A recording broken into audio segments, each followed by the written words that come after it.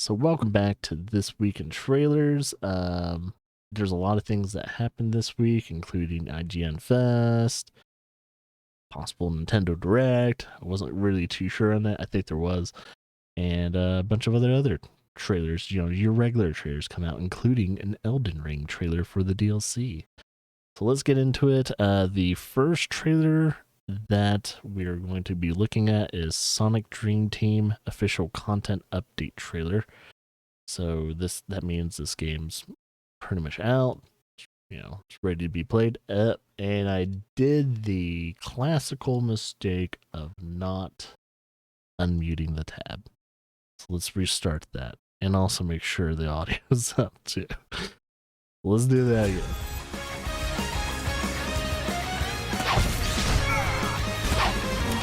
So it looks like the boss challenges, be a boss under like a certain amount of time.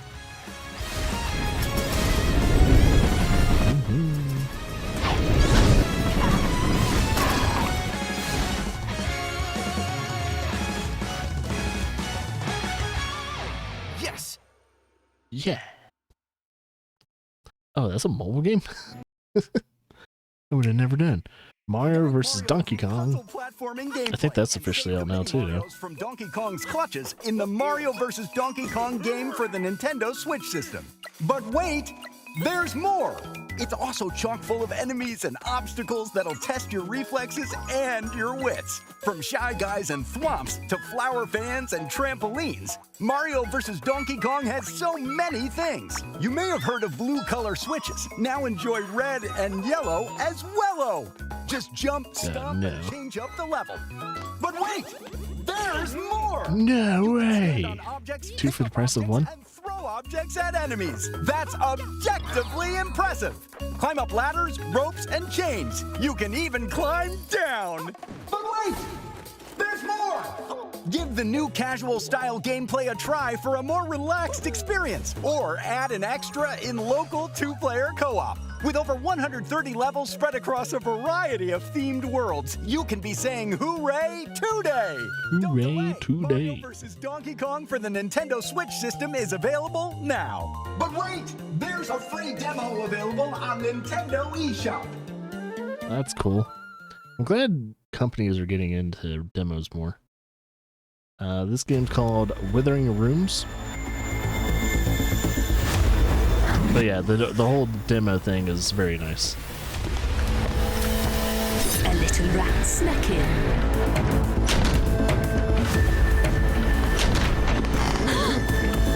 Wouldn't have done that. Oh, is it a 2D, 3D-esque game? Interesting. That's not what I was expecting. It's a 2D, 3D game with high chase sequences and everything.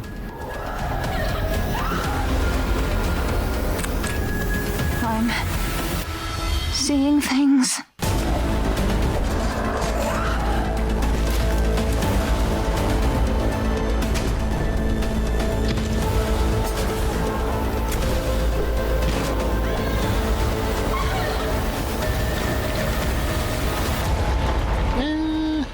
Doesn't seem like my cup of tea.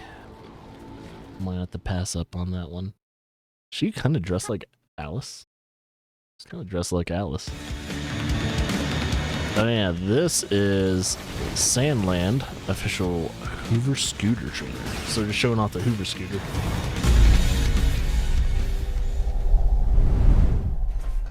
And that's it. I was like, nah. They're probably gonna go into more in depth. So they're actually showing gameplay of the Hoover scooter for the game.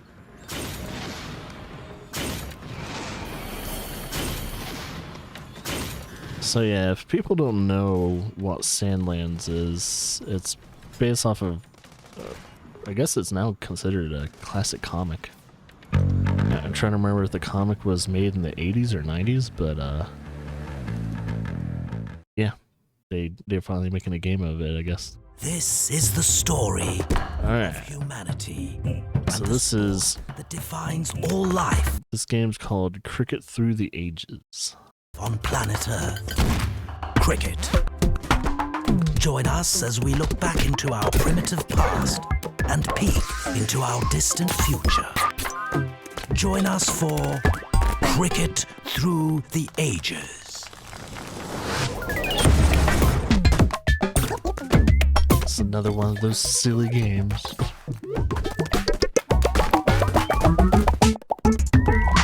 Yeah, it's just one of those silly party games.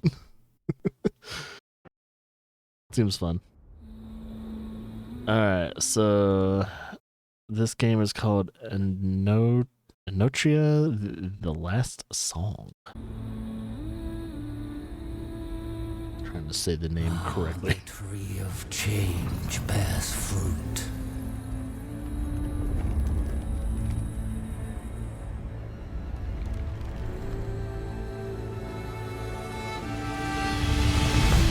Do you play as a wooden puppet man?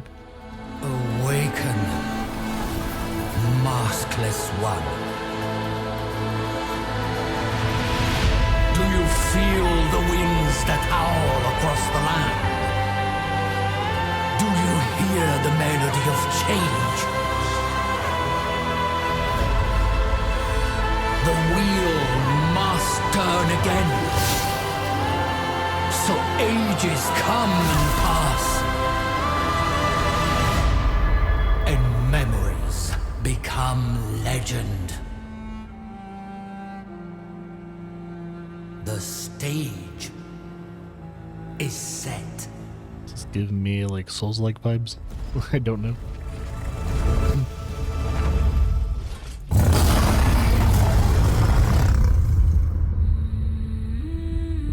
It even has like a cover of Souls game.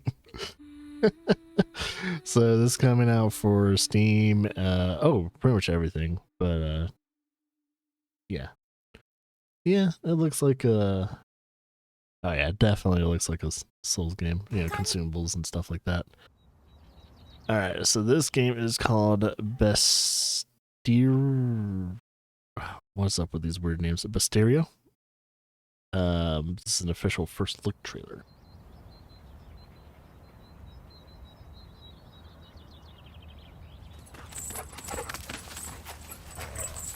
Aw, puppy with horns? Alright, it's not a regular dog.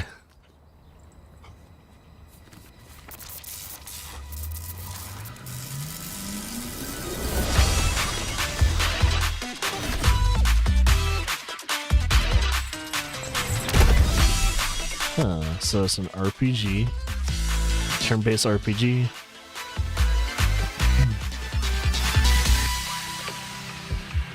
It's like turn-based RPG adventure. This is like a linear kind of game, maybe with branching paths and stuff like that.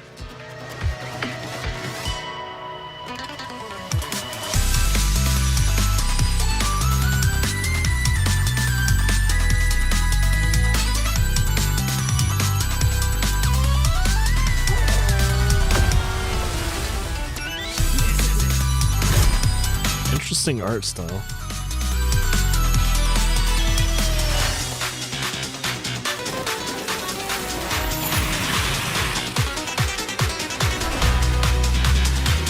So does he wield a shotgun? Oh. He's no normal human.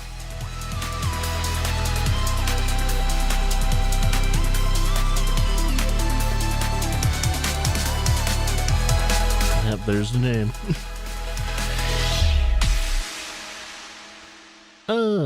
It's on Kickstarter, so I guess they're looking for some more funding. It says back ass Kickstarter, so I'm guessing they did a Kickstarter campaign. It was probably successful. They went back to Kickstarter to see if they can get a little bit more of the tiers fleshed out, at least when it comes to the funding of the game. So yeah, that's on Kickstarter now. The next game is called 64. This is the official launch trailer.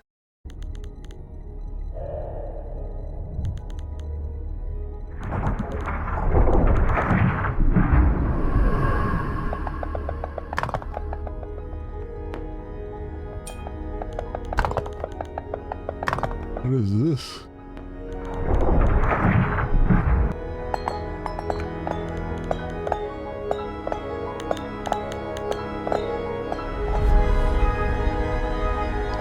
Explore the unknown.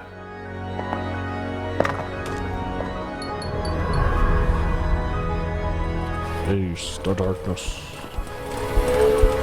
Some weird occult stuff happening. It's kind of like almost like an auto clicker.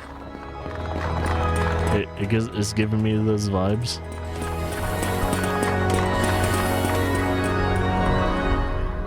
But you have to deal with like the unknown. 64. I wonder where that number is coming into place when it comes to the name of the game. Looks weird. I don't know exactly what it really is, but it gave me auto clicker vibes. Hell Galaxy. That's the name of the game. Hellish galaxy of Neteron. The human empire found the most valuable matter in the universe. But the first explorers Unobtainium. were soon killed by the horrors that dwell in the shadows. Humanity wanted the precious resource at all cost. So were created the Raiders. Human consciousnesses installed on spaceships. Oh, that's not good. Raiders were former prisoners chosen to serve their time in Neteron. And one day, out of all of them, Shouldn't have done were that. chosen. But you were the wrong Raider to deal with. So you're a ship? You really were the wrong Raider. So you're a ship.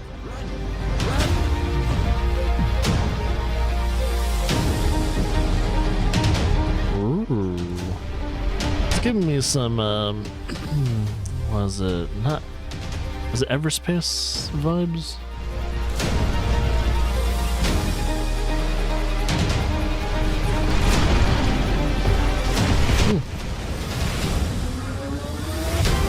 Combat looks pretty solid. Doesn't look too bad.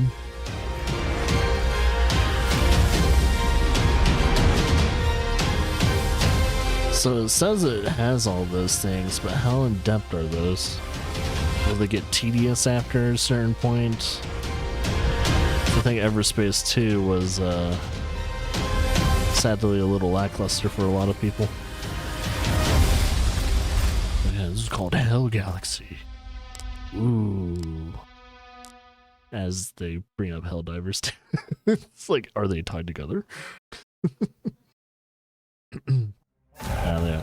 Last Epoch. Oh yeah, there's like Terror is dying. there's a beta going on right now, I think. For those tired of Diablo, here's another ARPG. Deeper into madness. Apparently a lot of people says this game has a lot of promise. So I don't question your resolve.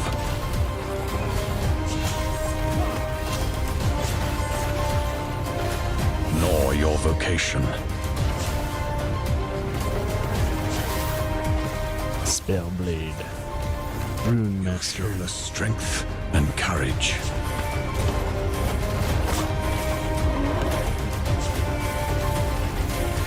Deadly precision.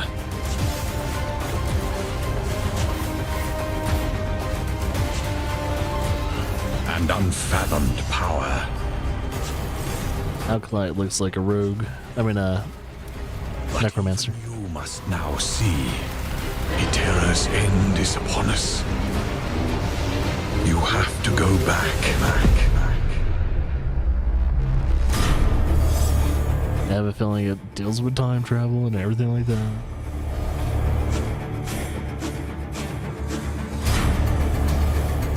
Four player co-op, multiplayer.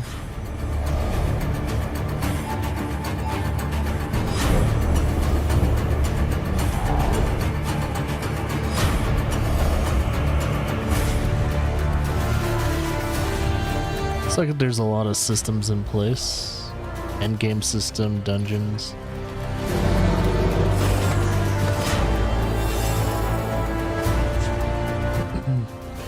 So they're showing a little bit of endgame stuff too. Secrets. Find them. Use them. Break them. Find a way to save our world before we're all out of time.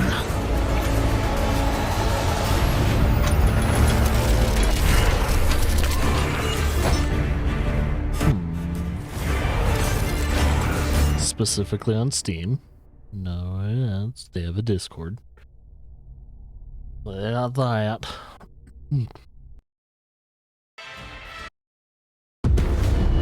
Battle Team 2.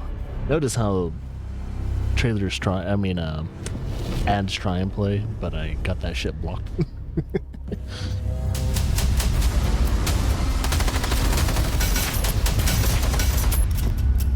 I'm guessing this is a sequel to a multiplayer game that's been out for a bit.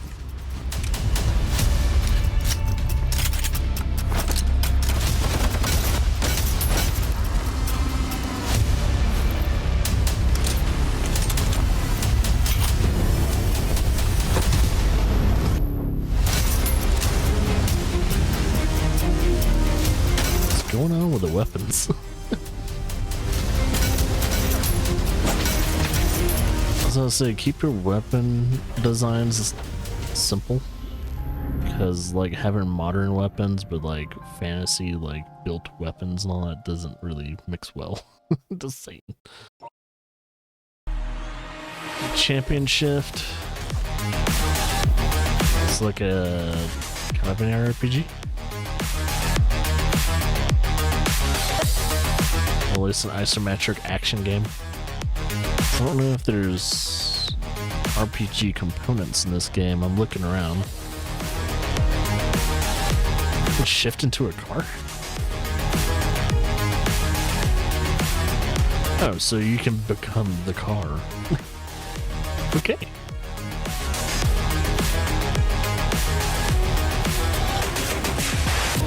Bosses will just randomly show up. Looks like February 29th. Oh, that's like next week, I think. Shines over the damned.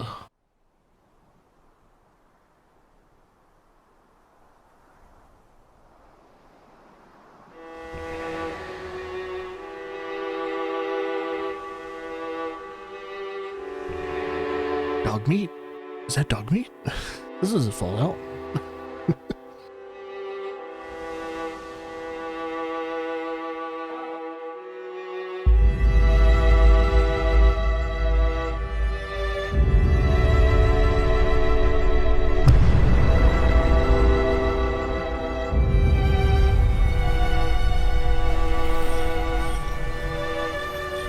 Environmental traps.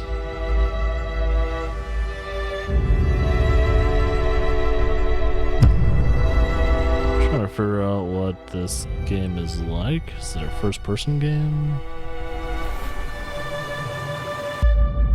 That's an example of a trailer that doesn't really quite show you what the game actually really is. It gives you a tone, but that's about it. So can't really say anything much about that game. Alright, Die by the Blade. Official gameplay trailer.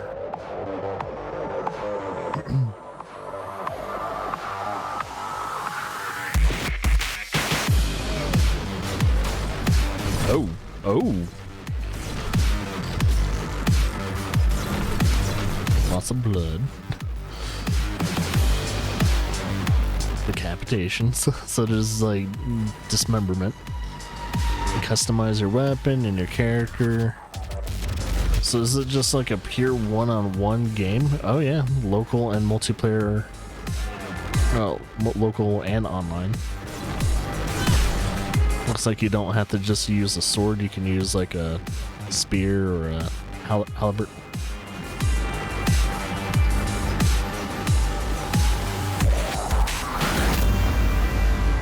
Okay, so it's like a kind of a PvP fighting game, but with swords. Alright. Probably has some promise, maybe. It depends. Passing by a Tailwind like no journey. other, where you are the heart and soul of a special mission.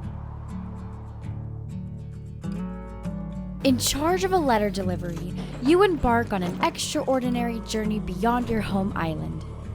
Discover the wonders of a vast and enchanting world filled with mysteries and unexpected encounters. Meet fascinating characters who will warm your heart and share their tales. Passing By is a remarkable genre mix of puzzle platformer, adventure, and survival game.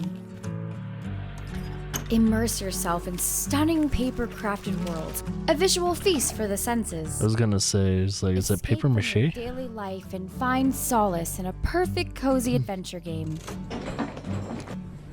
Embark on the journey of a lifetime. Yeah, because the art style, A Tailwind Journey. March 12th. Yeah, the art style is indicative to the simplicity of paper mache. The freaking ads are trying so hard to get past it.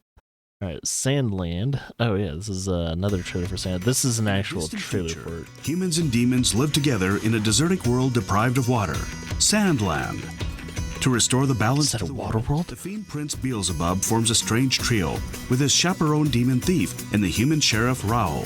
Together, they will set off on an epic journey in search of the legendary spring. Welcome to Sandland, an immersive and exciting action RPG based on the manga by Akira Toriyama, the creator of Dragon Ball. Yep. That's the one other thing I was gonna say about the game. In this overview of Sandland's gameplay, you will discover its environments, gameplay systems, and unique elements that will make your adventure unique and memorable. I should probably read the manga before I play the game, because I'll probably play the game. You know, it looks Sandland, promising, You man. play as Beelzebub, Fiend Prince. In every step of your adventure, you will be accompanied by Thief and Raoul. Playing as a double. You in and out of combat with unique skills, as well as advises during your travel. Did the demon village always used to be where it is now? As far as I know, there is no record of us moving. Staying in one spot for so long is a sign of good governance. The long-lasting desert is yours to explore. Encounter unique creatures. Meet the mysterious Anne, but beware of a challenge that awaits. The King's Royal Army, commanded by the Supreme Commander Zeu, is coming. The end is only the beginning. Beyond Sandland lies a greenish world, populated by even more unique and dangerous enemies. So they have different Be ready to biomes. advance in this adventure.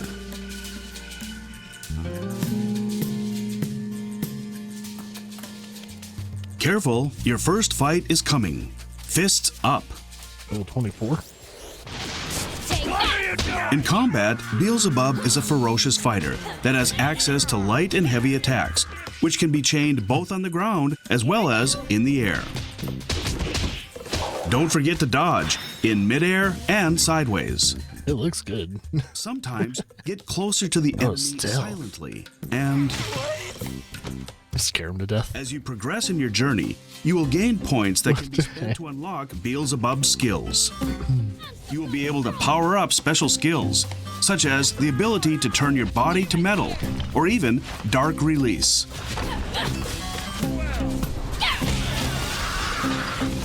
It's like AoE attack.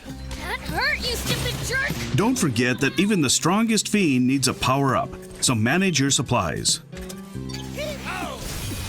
Okay, so I have Consumable items consumables. can increase your attacks, defense, and help you recover Power of Darkness, so make sure to stock up. Also, water is an important resource that you can restock in water supply points, and will be consumed to heal your health in case you are about to be defeated.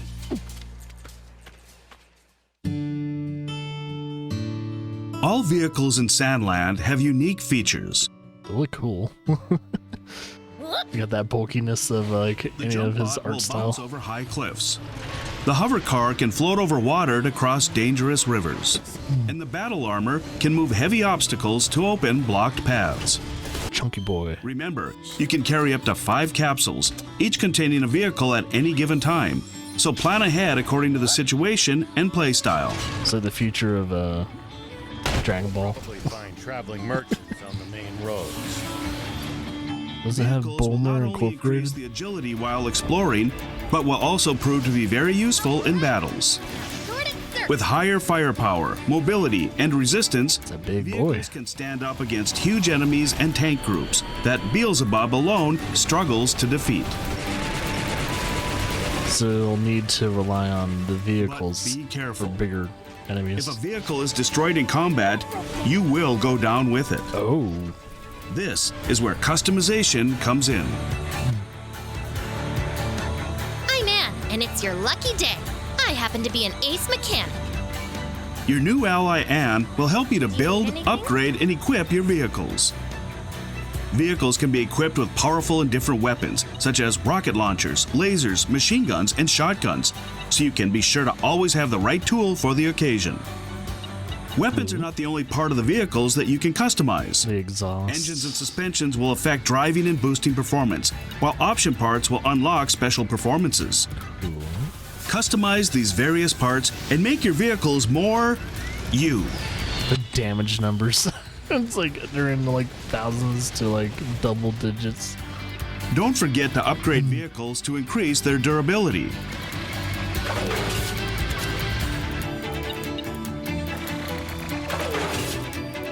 Once your vehicle is fully equipped as you like, pay a visit to the paint shop to color it the way it reflects your style. Customize it. And don't forget decals.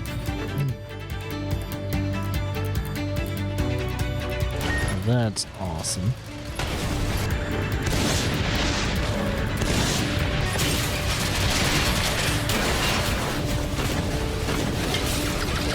Righteous leader.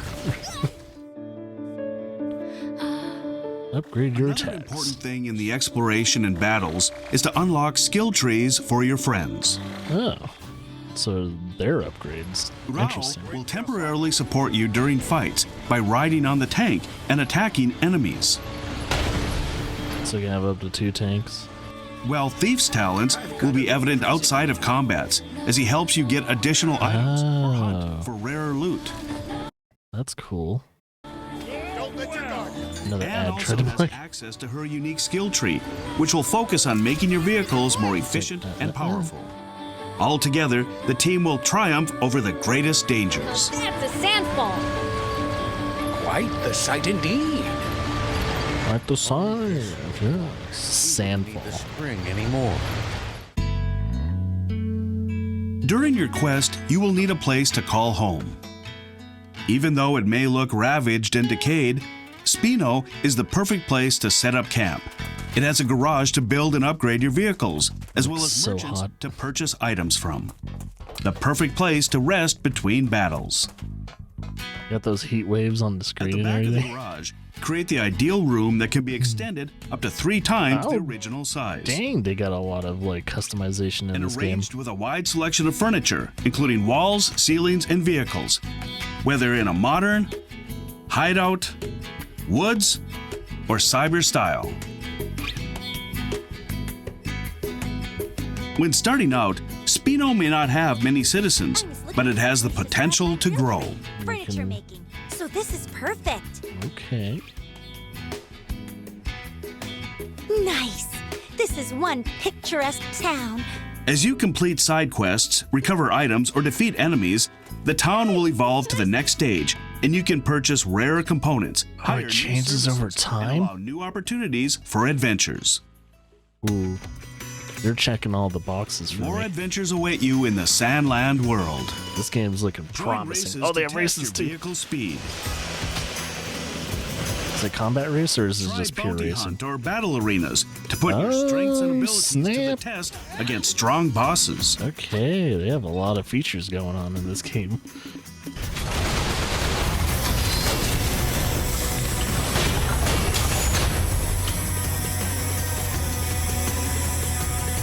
Step into a world where your adventure is dictated by your bravery and imagination.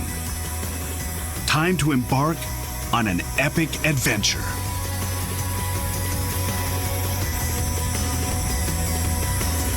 Sandland releases on April 26th. Now that's how you do an overview trailer. That sold me even more.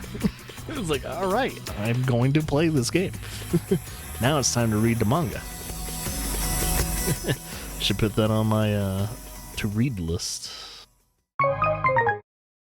Gotta get familiar with the story and all that. So I don't know. So before this starts, I don't know if Sandlands, they didn't really say anything about it telling the same story as in the manga, or is it telling a story adjacent to it or after the manga? I don't know. I would have to read into more of that, but either way, should be a great game for fans of the manga and even outside of it. It looks like it's providing a lot to what it is. So I'm excited. And I'll probably put that on the list too, man. Games that I'm like really excited to look forward to and everything like that. That sounds fantastic. So yeah, Sandland. Sounds great. This next game that is going to be shown off is Heartworm. It's an official trailer. Sorry you haven't heard from me in a while. I've been busy trying to find out about this place. You're not going to believe me, and I don't even know if I really believe it myself. I started on message boards, and I ended up in a PS1 talking with people art style. Who know people who've gone. They said a lot of crazy stuff, but the one thing that they all agreed on is that in that house, there's a room that can take you to the other side, to see the people that you've lost again. I just wanted to let you know, in case I don't come back. 2025, so sorry, next year. I don't have any other choice. I just can't keep going on not knowing. I love all these old style art styles coming back. PS1, boomer shooters, and like even games that are in the art style of like Nintendo 64 coming out recently, and they look really freaking cool. This game is called Hanti with 2 eyes. Spelled with 2 eyes.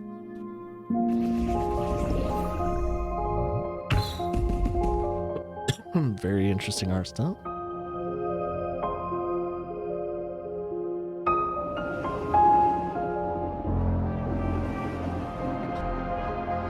Yeah, I'm probably gonna yawn a couple times because I don't have any coffee with me. Sorry about that.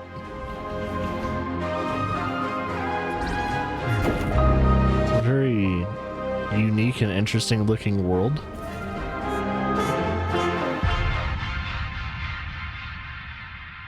The music's pretty cool too.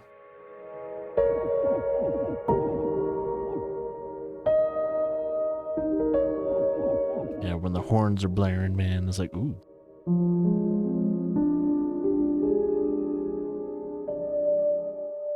Yeah.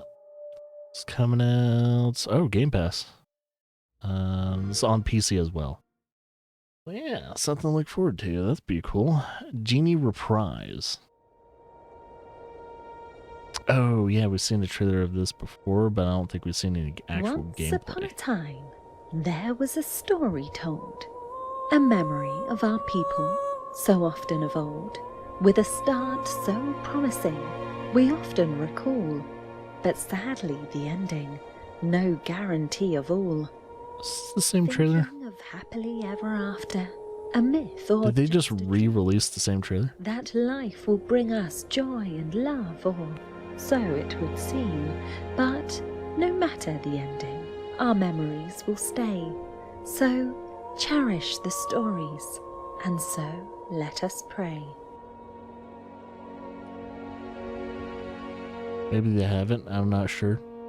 Memory is a broken mirror, shattered fragments of past life, reflecting the moments that give each of us strife.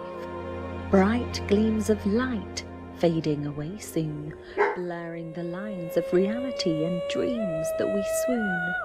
The harder we try to focus and to recall, the more the memories slip away and begin to fall. Pieces of life that make us who we are. Beautiful shards of memories, dreams and far.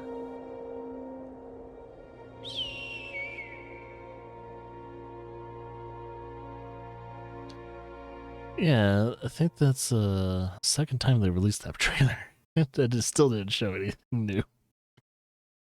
I don't know what the heck that game's about. Alright. Hex Gambit. Hex Gambit respawned. So is this like a re-release?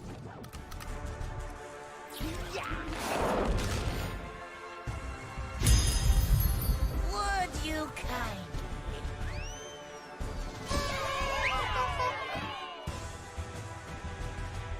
Easy to learn. You're mine. I will not be merciful.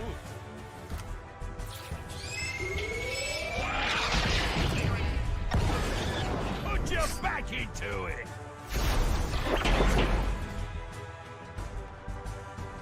20-minute matches.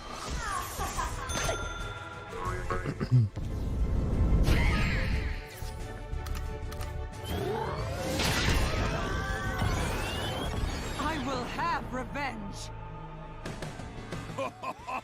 Nothing beats good fight, except maybe great fight.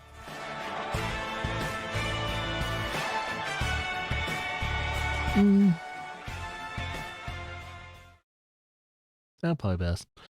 Didn't really. Hey everyone, I'm Yuan. Didn't really get I'm the sold me. technical director at Dynamite Games. Go Fight Fantastic. Go Fight Fantastic, a co-op hack and slash for up to 3 players. Cool little art style. In the game, you can play as 4 different characters: a healer, striker, tank, or the archer character, all with unique abilities and upgrades.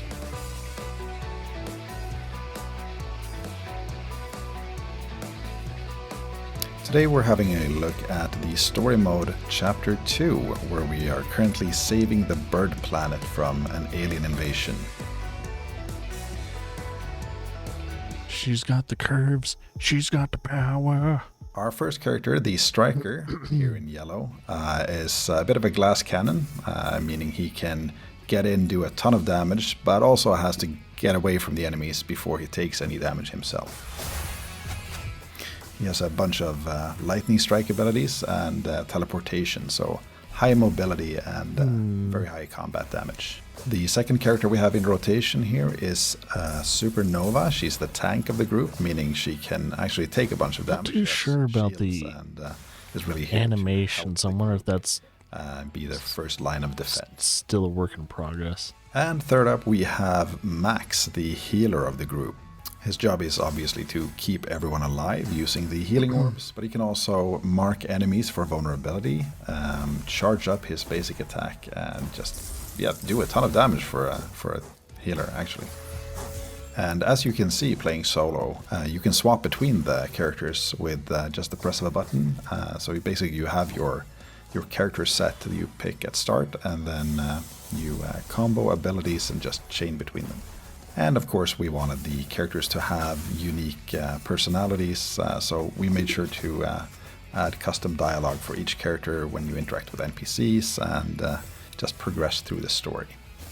And as you've probably noticed by now, we have a bunch of different enemies. We have everything from fast assassin type enemies to smaller spider things, larger spiders that shoot projectiles, the drones that will chase you and just bombard you if they catch you in their spotlight.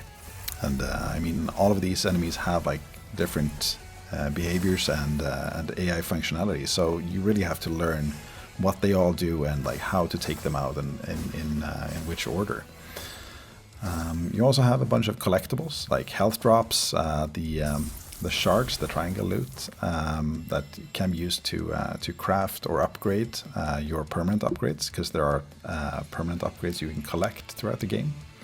I think we currently have over 100 of them in the game, so you can really create your custom builds, and that could be anything from like stat-based changes to completely modifying the abilities. So if you want to create a healer that throws grenades instead of healing orbs, you can use that upgrade system, the meteorites, to do that.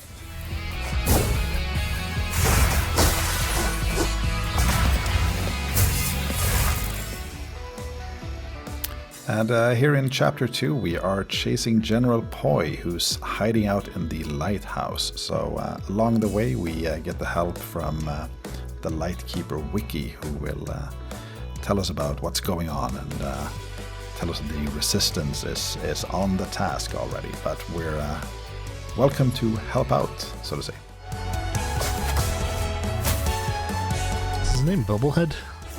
The game was originally designed to be a strictly co-op experience, but we decided to introduce a single-player mode where you can swap between the characters. And as you can see, the strength really lies in comboing the attacks of the different characters. Each chapter also has some unique mechanics. Like for chapter 2, we have the tall grass. That means you can hide from the drones, so they don't find you with their searchlights. Hopefully making it a bit easier to avoid getting bombarded while also fighting off enemies.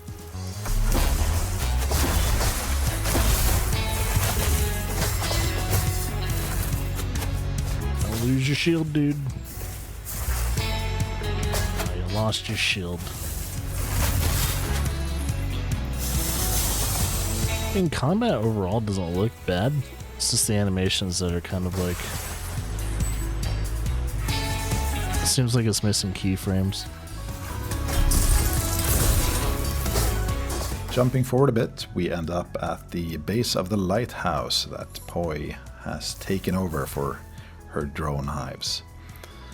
Poi is one of the generals of the Empress and a bit of a fashionista, so she always wants to do things in style. I hope you enjoyed this sneak peek of Chapter 2 of Quite Fantastic. I think this is the first time we're showing this off to anyone, actually. So make sure to wishlist the game on Steam. Very important. Make sure to wishlist. You can also try the demo. It's available on the Steam page. And the game is launching very soon. So make sure to join the Discord for the latest updates. And I hope to see you guys around. Thank you for watching. So yeah, this game is still being developed and all that. So I plan on seeing it looking a little bit smoother and everything as well. This is called Nova Core Chaos. That looks like another multiplayer kind of game. Oh, I already see what type of game it is.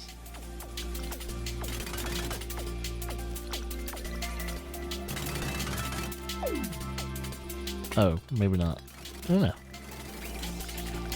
Because it kind of reminds me of like Overcooked, but it might not be.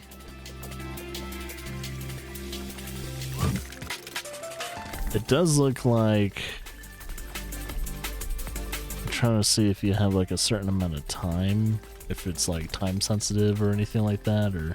Oh, okay, there you go. So you can fail by not being fast enough and stuff like that.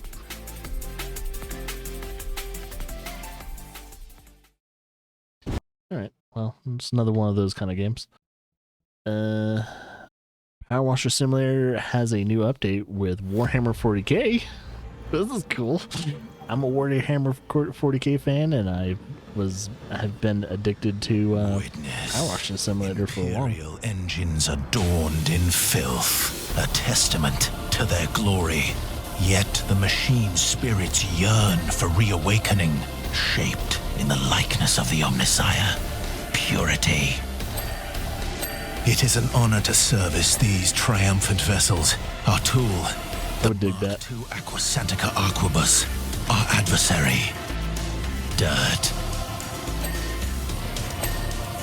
An act performed in dutiful veneration of the Omnissiah carries glory, whether by power armor or power washer. Yes, the canticles of restoration must be performed. Our purpose is true. Purge the unclean. Where is that servitor with my blessed incense? That's actually pretty cool. I wonder if that's going to be free or are you going to have to pay for that? You probably have to pay for that one. It's tempting. Unlife, which I already hate the name of the game because that's not a word, but cool. Let's see what type of game it is though before I judge it. New York underwater? Nuclear war. Atmosphere covered in nuclear, ash and cloud.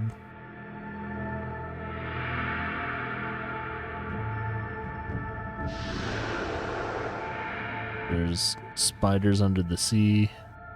Some type of lich thing. Giant creatures. Oh boy.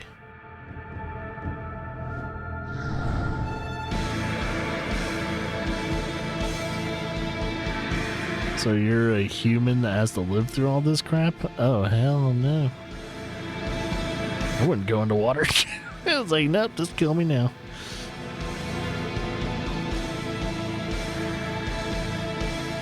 Oh yeah, he's so dead. I hate the name of the game though. I don't like it when they try and make up words.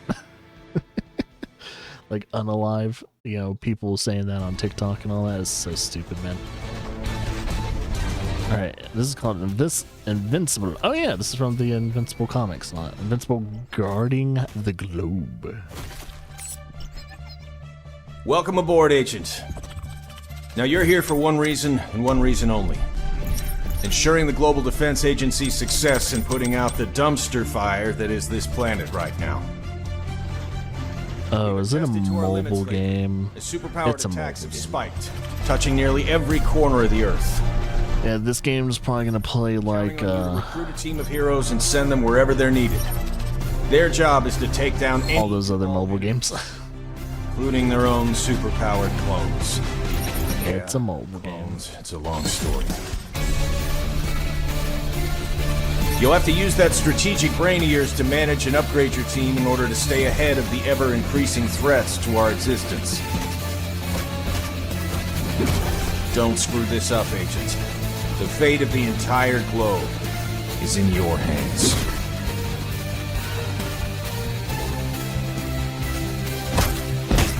I wasn't expecting it to be a mobile game.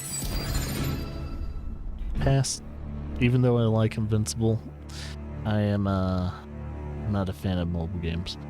So yeah, that's a heavy pass.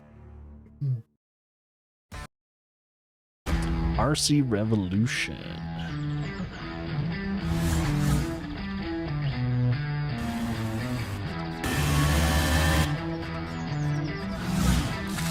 Oh, shit.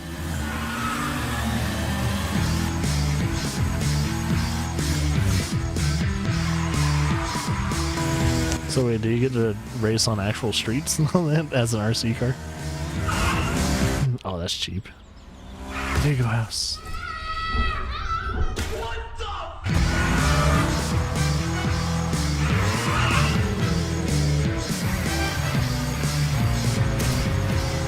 Oh, there's weapons?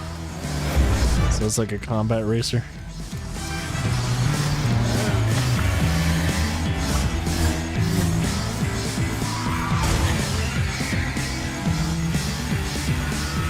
Well, that's cheating.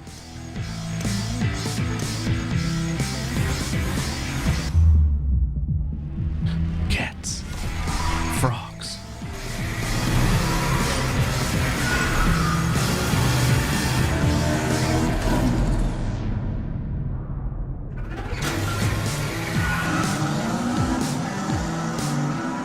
No stairs.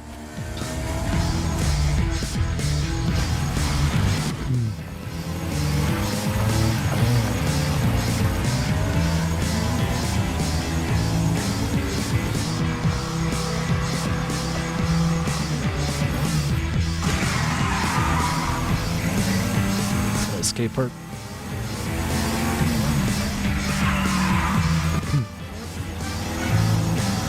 There's a skate park. So now I got the it's on mobile devices too. But it is on PlayStation, I think, maybe PC. But yeah. I don't know. Gotta wait for gameplay. City 20. Oh. Remember the concrete walls. Oh boy. It's gonna be a dark game. Sealing the world outside. I remember how we all soon forgot to look at the sky. I remember we changed, and this place started to change with us. Oh, man. The things we did, and what we could have done differently. Like a survival when game. I got out of City 20, it felt like I lived Get out of there. Lives. Survive a city that adapts to you. Oh, okay. And I survived them all. Interesting. This is like 20th city, I'm assuming. 2024. Very interesting. Might have to keep an eye on that one. Kingmakers. Oh, this is this ridiculous game. Could either be really good or very stupid. He built our village into a city. Probably a little bit of both. He's the one who trained our army, who grew us into an empire. I don't know where he's from, but if you think you can stop him, you're already dead.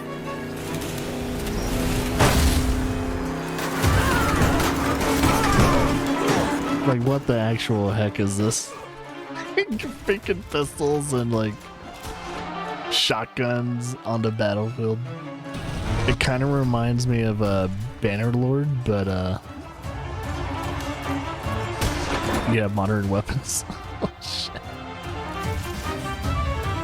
Only you have the modern weapons though. You have grenades and stuff.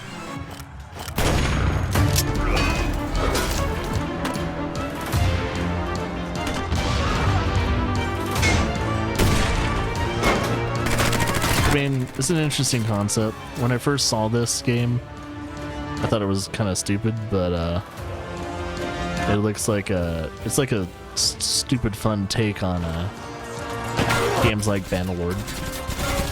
It's like freaking assault rifles. I have Apache helicopters. Give our people a future. I hope he can save his own.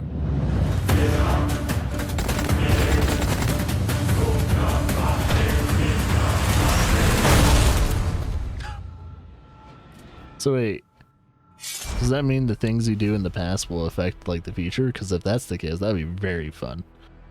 It's a tiny build game. Oh, no wonder it's so wacky. So this is called Stilt. Uh-oh. Oh no, is it one of those kind of games? Oh, is it a first-person game? Is it VR? Is it a VR game? This does Stilt. Okay, first I thought it was going to be one of those games that had awkward control mechanics. It probably does, but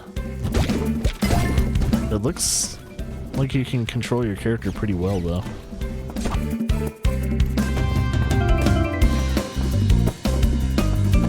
Oh, it's multiplayer as well.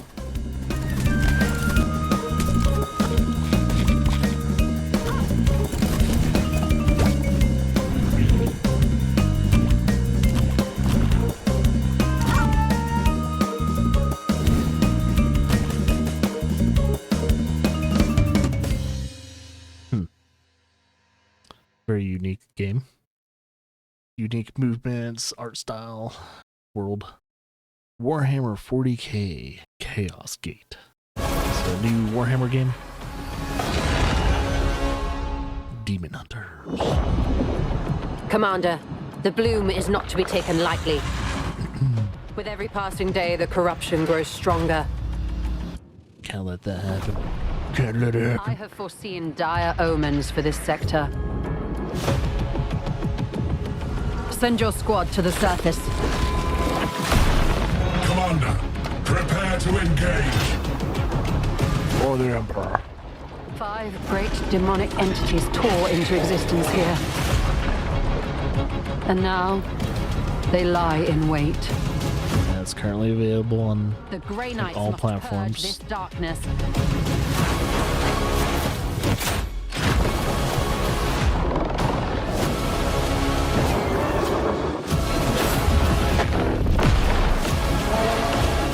You are our burning blade in the dark. For the Imperium!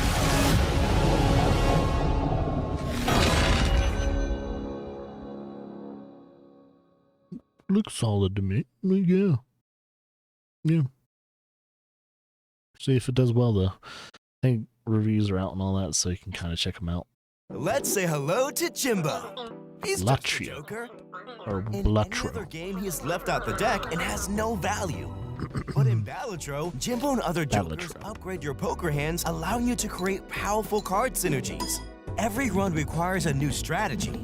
Harness these jokers to their full potential and optimize your deck to defeat tricky enemy boss blinds. Wield the mystic power of tarot cards to enhance your individual tarots too. And upgrade the poker hands you play with planet packs and vouchers.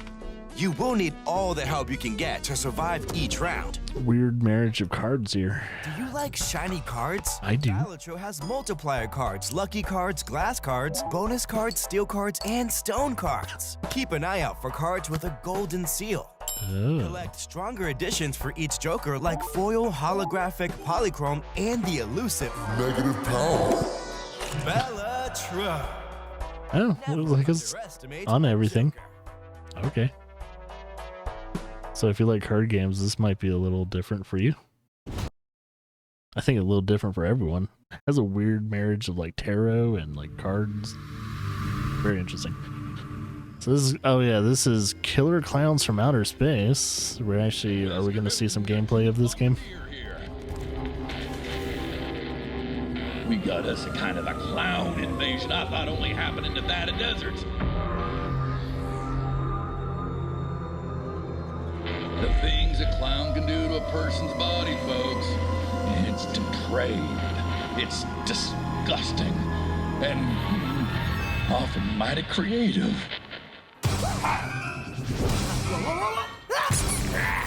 Oh, jeez. Big shoes for a reason, folks.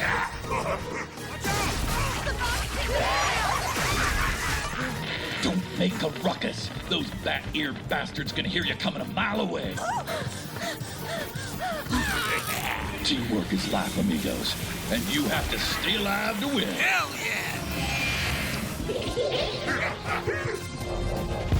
Shit!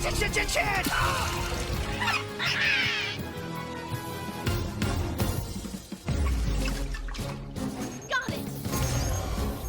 This is a weird game.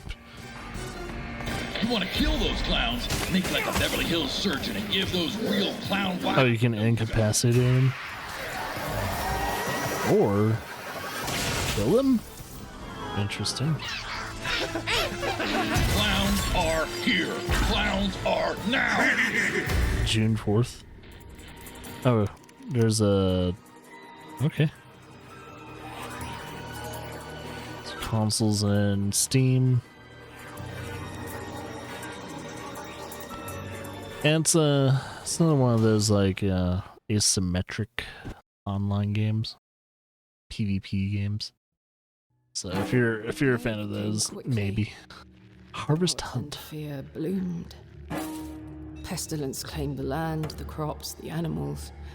Our thriving community withered. Death came. And so we ran, seeking refuge in the forsaken lands of Luna Nova. I have protected our village from the creatures that would devour us. First person. But my time as the warden must end. Interesting art style. Monsters. Reap the harvest. End the hunt. Ooh.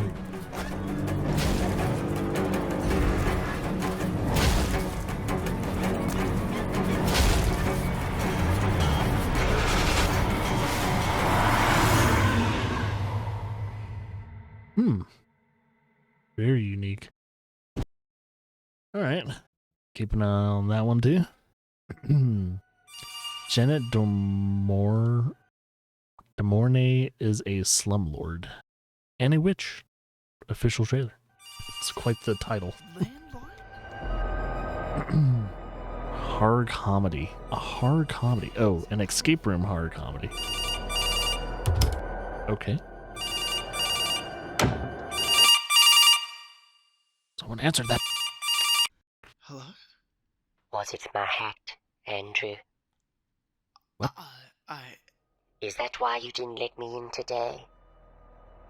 Into my house? No, it's just, My husband and I own a small private apiary in Karinga, and I just thought I'd stop by to see some of my tenants, and I shouldn't have worn the hat. No. It's okay. I just wanted everything to be perfect for the inspection. And so you let me in next time? I mean, we have you to. let me in. But yeah, yeah, of course. Oh, Come wonderful. Yes, they let me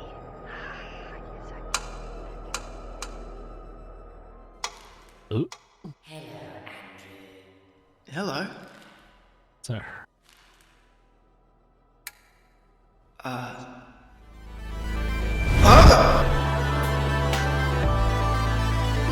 Okay.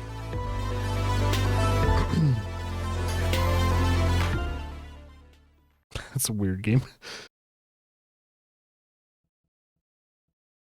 This trailer is about inexplicable enigmas found in #Blood. What you are about to watch is not a cartoon, but a hand-drawn video game. Oh yeah, this game. I think this intrigued me when I first saw We it. bring you the captivating story of the town of Carpentersville, a seemingly placid place plagued by a series of inexplicable events and loved ones gone missing. But for newcomers Becky Brewster and her father David, the town offers a fresh start at a new school and a job at the headquarters of tech giant Perch. As the Brewsters settle into their new lives, the ordinary collides with the paranormal, and Becky is thrust into an underworld of darkness, awakening a primeval menace and a calling she was born for. Vampire hunting.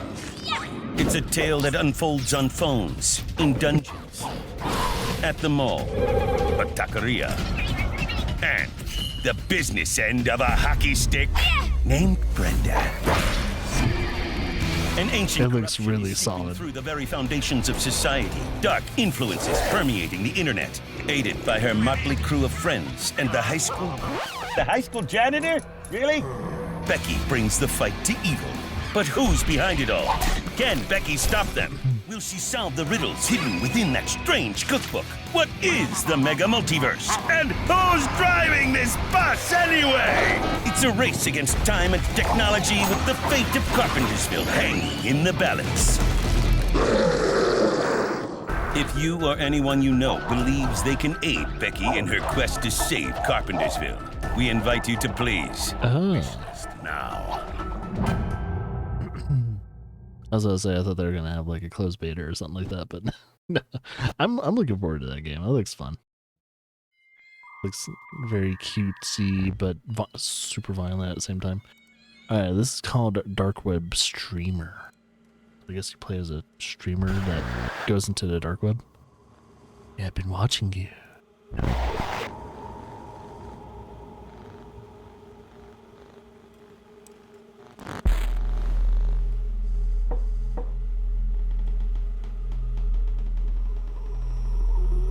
Oh, that's not creepy.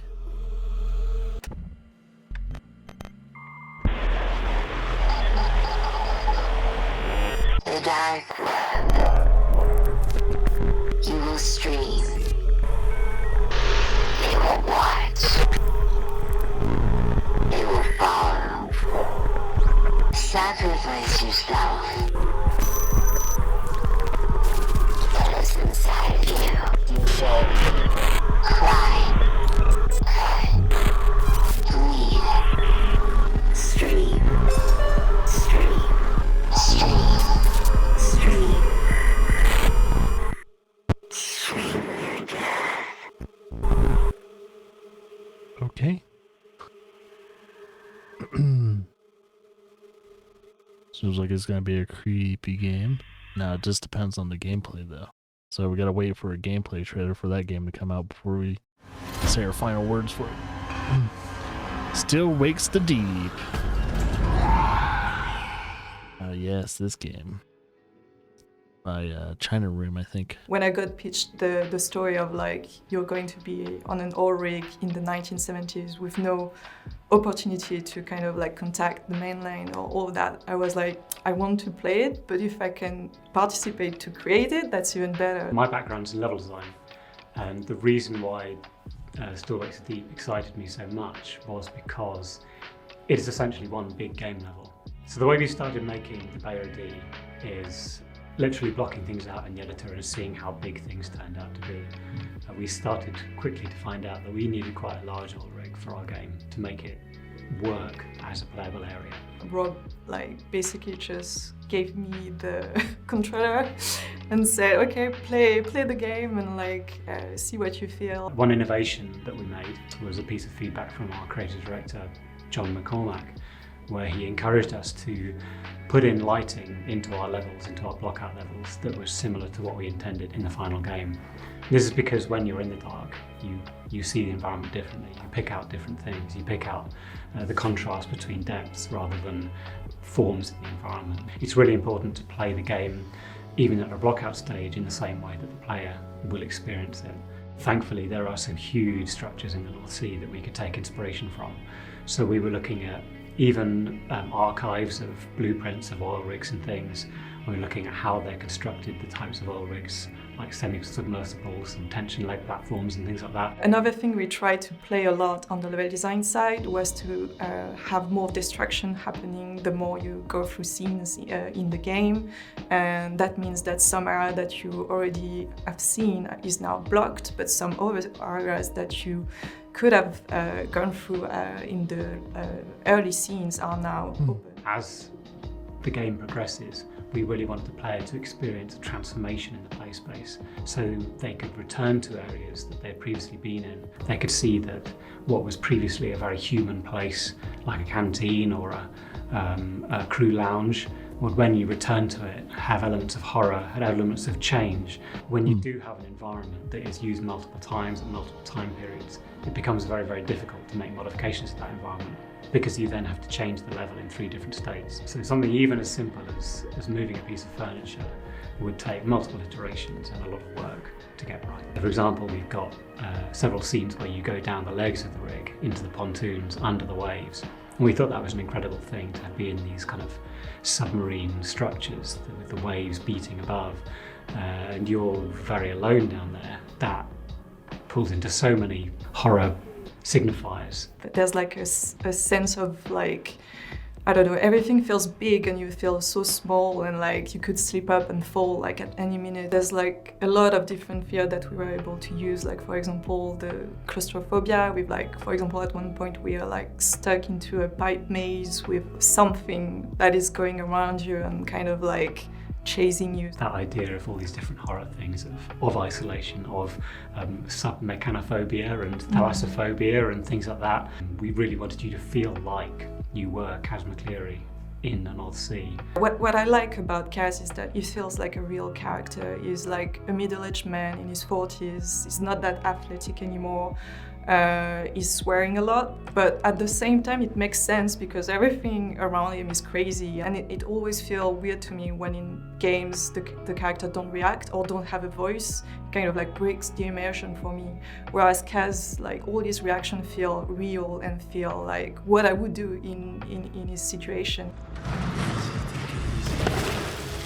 It's exceptionally hard to make a horror game because you're so into it all the time. You're so aware of the clockwork that makes it all happen that you sometimes forget that there is horror there. And so experiences that we were quite blasé about, we would send those off to internal and external playtesters. And in some cases, they'd be recording themselves on a webcam. There was one moment we got one of these playthroughs back and they just stopped playing and put their heads in their hands and just had to take a few minutes because they were so freaked out, which was a wonderful moment. That's where you know you're getting horror right. When I see people talking about their wishes for a game with a brave narrative that believes in itself, I want them to feel like this is that game, something that is an experience that they will never forget.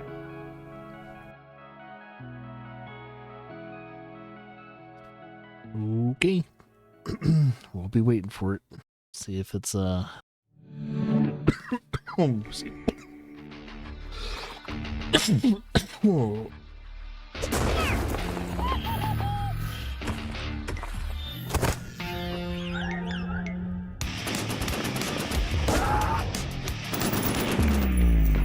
Excuse me about that. This game is called Rainbow Six Small, SMOL. It's a Rainbow Six game, but it's cutesy.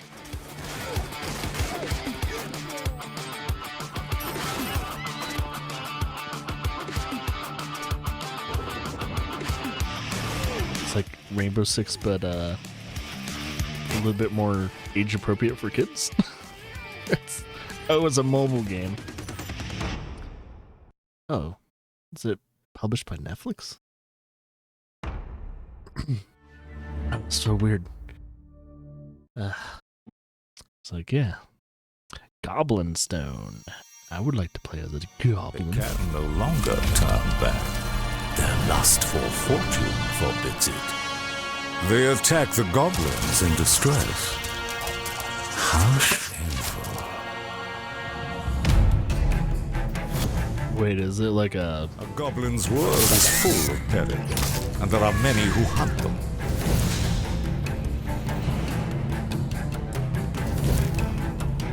It's like a turn of events.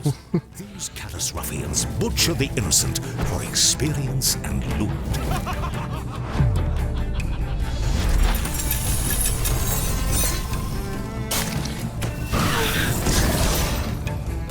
They move with caution, expecting peril at every turn.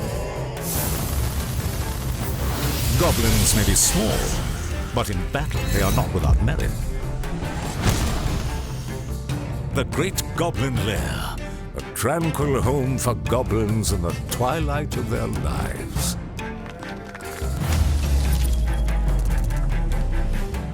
The goblins summon their courage and attack. The road is long, and the world vast. But within each story lies a hidden tale. The time of the goblins has finally come.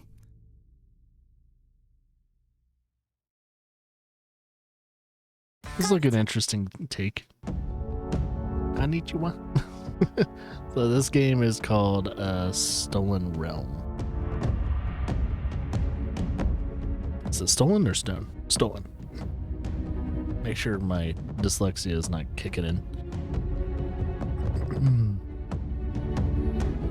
Is that kind of like a blocky, minimalistic art style? Somewhat low poly, but not really.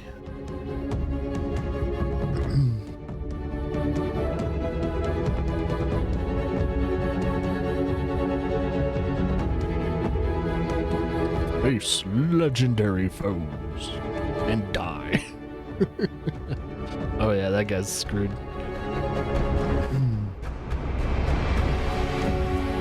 Six-player online co-op. Okie dokie.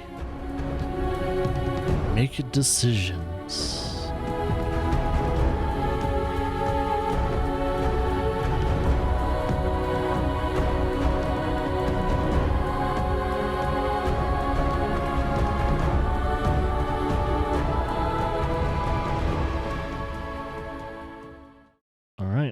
For Xbox, Switch, and Steam. Manor Lords. It's an indie strategy game for PC. Alright. Welcome to Manor Lords. Let's get to work! In this video, I'd like to introduce you to some of the core mechanics of the game, including regional development, trade, and military recruitment. Okay. We need more workers here. Need more. The map in Manor Lords is divided into regions. Each region has its own resources, as well as a development tree. When you upgrade the residential buildings in the region, you get development points, which you can spend to unlock new development branches. This means that different regions may specialize in different things. Some may be more optimized for farming,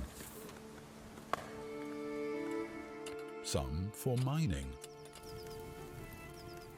and some will process the resources to make expensive goods, like shoes or clothing. Depending on the optimization of your production chains, the price of the goods will change, affecting the market attractiveness.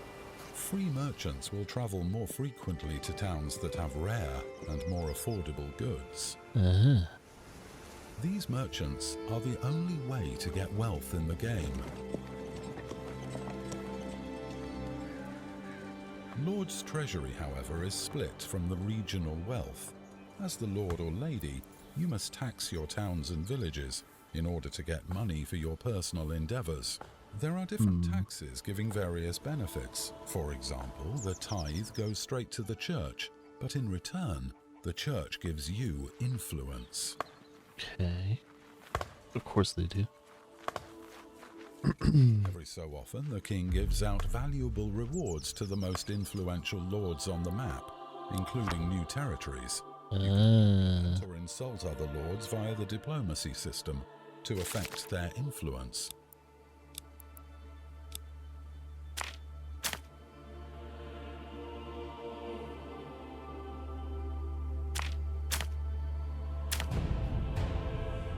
The recruitment system in Manor Lords has been redesigned after some community feedback. It is now divided into 3 unit categories. First type of recruits are the peasant militia. You can call to arms the peasants from your villages. They grab whatever improvised weapons they have and join the fight. This will War is coming. And you'll need at least a couple of villages to form an army. If you want better militia, you must train them at the training camp or the archery range. The second type of recruits are mercenaries. They cost silver and a lot of it.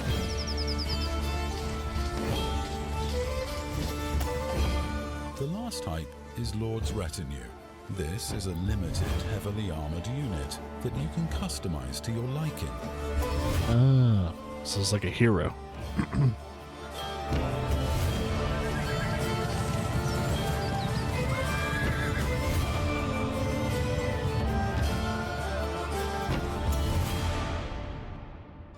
Thank you for joining in for this short preview Very interesting. of Manor Lord's gameplay systems. If you're interested, Something I could look forward to playing. be sure to visit Manor Lord's Discord and subreddit. See you all in the next video. Yeah, looks good. PC only, but it looks good. Usually with these type of games, it's probably best for them to stay on PC because controlling these kind of games through a controller is pretty harsh. Little devil. This is called Slave Zero X. Intoxicating. Was it a beautiful dream?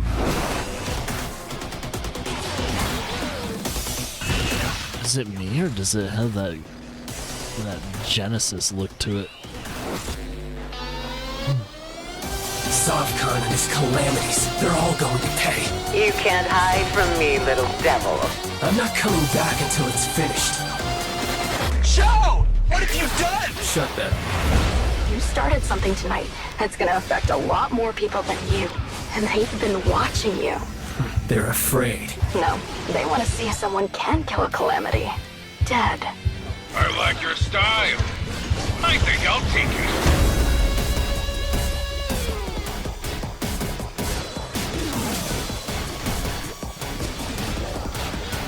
So what makes this game rated M for mature? Is it just subject matter?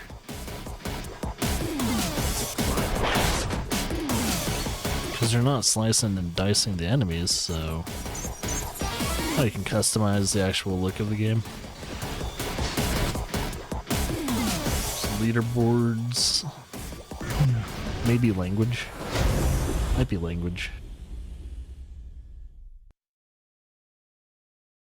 Out for everything, pretty much, by Ziggurat.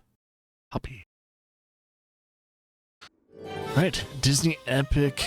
Oh yeah, it's an Epic Mickey. It's called Rebrush. I guess they're re-releasing this game. Peculiar day. Yen Sid's mischievous mirror lured Mickey Mouse into his workshop. Finding the magic paintbrush, a curious Mickey creates a mess and becomes trapped in a magical wasteland inhabited by forgotten and rejected characters. the platforming adventure Epic Mickey returns in a faithful remake of the beloved classic. Oh, it's like a legitimate remake. Not a remastering. Unusual dimension. Using the magic brush to shape the world with paint and paint thinner on the path to become an epic hero. Disney I missed out on playing this game. Rebrushed launches on Nintendo Switch this year. Published by THQ Nordic. Wow. Okay. Didn't know THQ Nordic had enough money to acquire that license.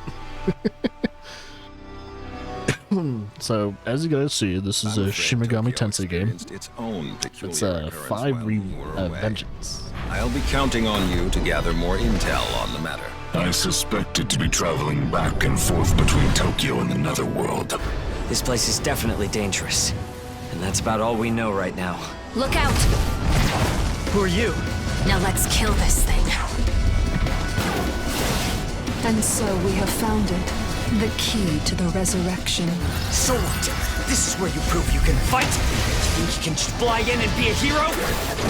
If it wasn't for you, my brother would never have been dragged into this war. You're not alone. If you want revenge, then I'll help you get it. Allow me to remind you how you were wronged by this world.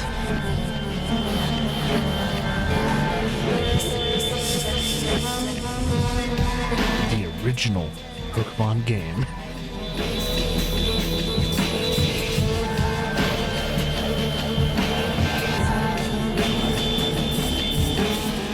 All right.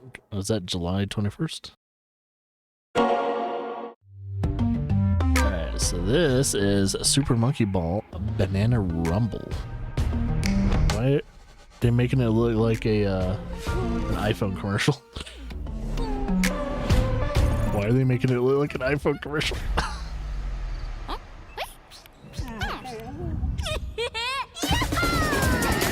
Love me some Monkey Ball, man. Love me some Monkey Ball.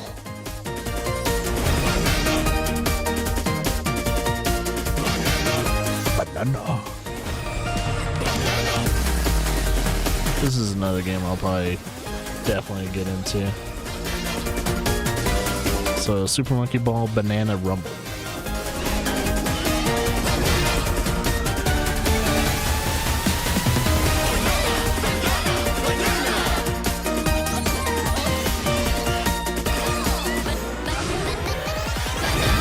Yeah.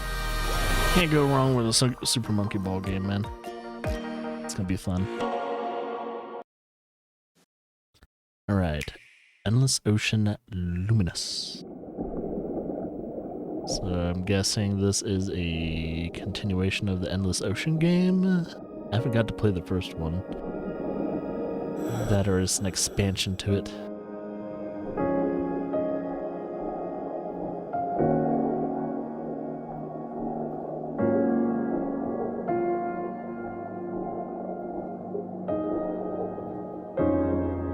Yeah, if you ever underwater world is yours to explore. If you have a fear of open water, this game might not be for you, though. Ocean game.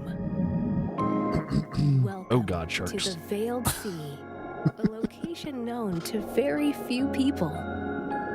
This unexplored region changes with each dive, offering new things to discover. Up to 30 players online What the can heck? plunge into the ocean's depths together. Okay, I didn't know it was gonna have some multiplayer. Discoveries with other divers.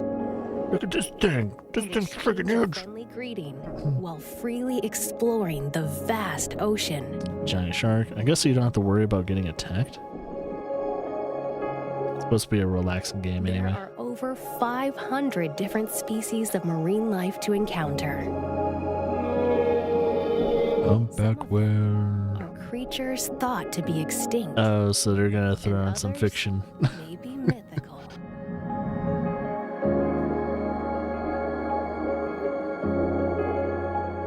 Giant squid. What will you find on your undersea journey? Endless Ocean Luminous launches on the Nintendo Switch system May 2nd. Okay. Pre-orders begin today on Interesting. Nintendo eShop. I don't know if the first one had multiplayer, but due to the fact they're adding multiplayer is pretty cool. Uh-oh. Elden Ring. Shadow of the Erdtree. This was the trailer I've been waiting on. Pure and radiant, he wields love to shrive clean the hearts of men.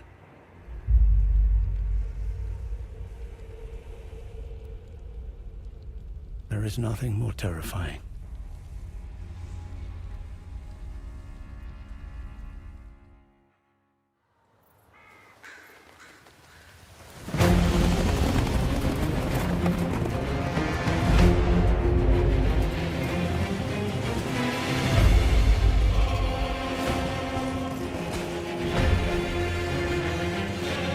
Oh, there's like a veil. Interesting. In that forsaken place, blood must spill. Blood of your fellows. They are true faithful.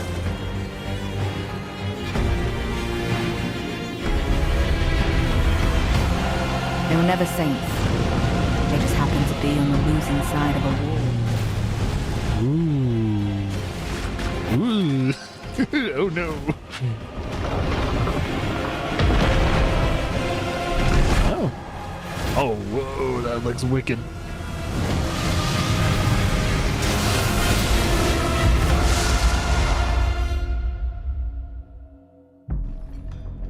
Mother, wouldst thou truly lordship sanction in one so bereft of light?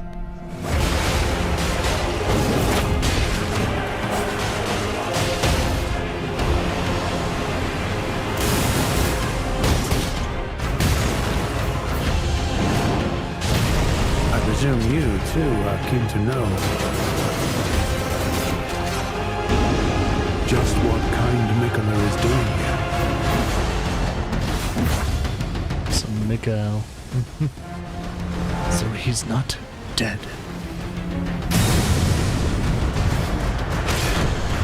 Those stripped of the great gold shadow jeez. In the embrace of Vesma's flame. Come now. Touch the withered arm. Destiny's gonna be the final boss. I will not be far behind. May we meet again. Interesting. So I'm guessing you're making your way to Mikael. Very interesting.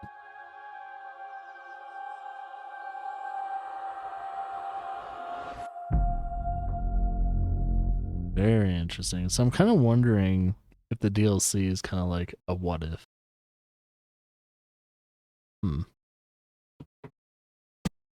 Like if he didn't die in his little cocoon. A tale of destruction and renewal unfolds This in is this return to the Ender Lily's world. This once flourishing country sits atop a wealth of buried magic. Homunculi, artificial life forms created as the country flourished, were meant to bring about a brighter future.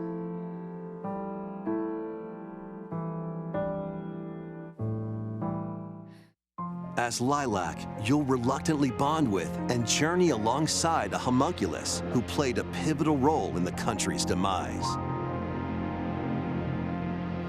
When the magic buried beneath the surface became corrupted, the citizens fled upward to escape its reach. But those who lacked power and wealth remained abandoned below. Of course. Along your journey, you'll battle rampaging homunculi. Upon liberating them, the creations will join you on your adventure, becoming your companions and lending their aid. What awaits Lilac and the homunculi at the end of their journey? Find out when Ender Magnolia, Bloom in the Mist, launches on Nintendo Switch this year. I'm thinking that's part of the Nintendo Direct. Another crab's treasure. Even the water tastes unclean. Need I remind you all how threatening the ocean is outside this reef? Scour the depths of a polluted undersea world in this Play as a little souls-like crab. adventure. That's cute. I recently had my shell taken away. If you can go get that treasure they're jawing about, I'll gladly trade your shell for it. Protect yourself with whatever you can find, from cans to cardboard, during your hunt to reclaim your prized shell. It was a combat game. Hunt is on, I say. I've been working my butt off trying to get my old life back. But you'll run into a few crabby predators along the way. Perhaps we can work out a deal, little hermit. That treasure's as good as mine. Use over 60 ability-granting shells and harness powerful umami magic to take down enemies in frenetic deep-sea combat. What other threats lie in the ocean depths? As they say, one crab's trash is another crab's treasure. It looks cute. On Nintendo Switch, I'll probably April play it. 25th. That looks promising. World of Goo. Ah yes, this is World of Goo 2.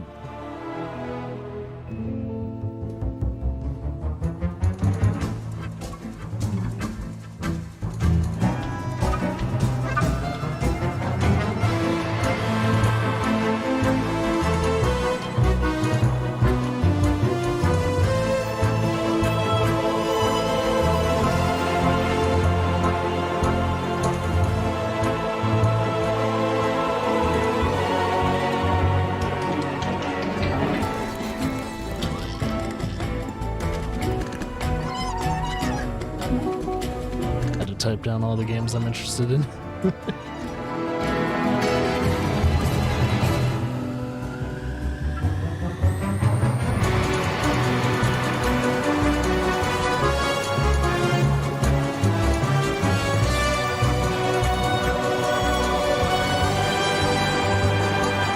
Yep, looks like a Goo World game.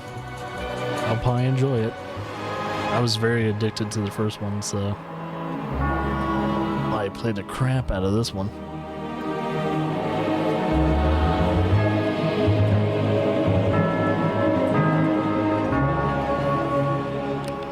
Ooh.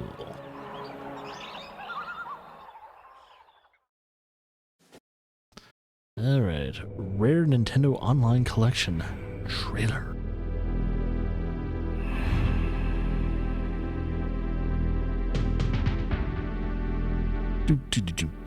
Oh yeah, this is all Rare games, I guess. Which, if you have the Rare Collection, do they have Rare games that's not on the Rare Collection, though? Oh, there's already a few games I haven't seen on the Rare Collection, so...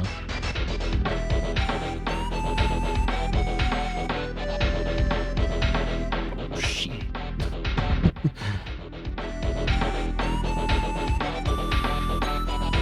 Oh, Battletoads and Battlemania. Killer Instinct, their original Killer Instinct, Blast Core.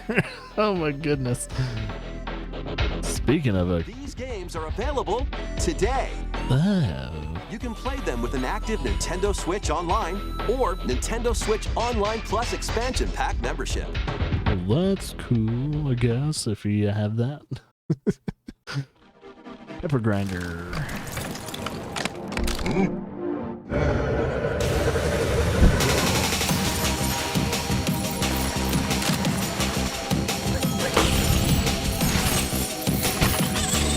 Very interesting movement.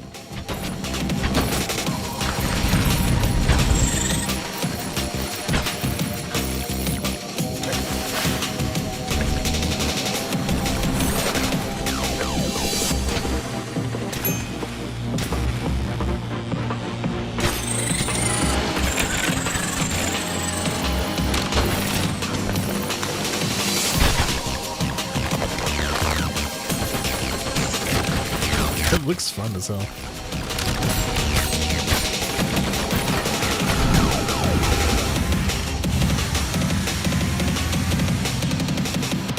Pepper Runner. Okay, on PC and Nintendo Switch. That looks fun. Join Penny and Yo-Yo Penny in a Big brand Breakout. new 3D platforming Penny's Big adventure from Breakout. the team that brought you Sonic Mania. Dash, swing, ride, and master the Oh yeah, this is their new IP. 40 levels travels across 11 vibrant worlds, all while outrunning a massive original penguin game. army and a colorful cast of bosses.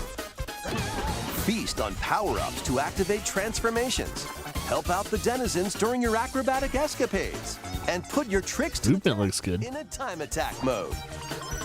Hope you're ready to yo, because Penny's Big Breakaway launches on Nintendo Switch today.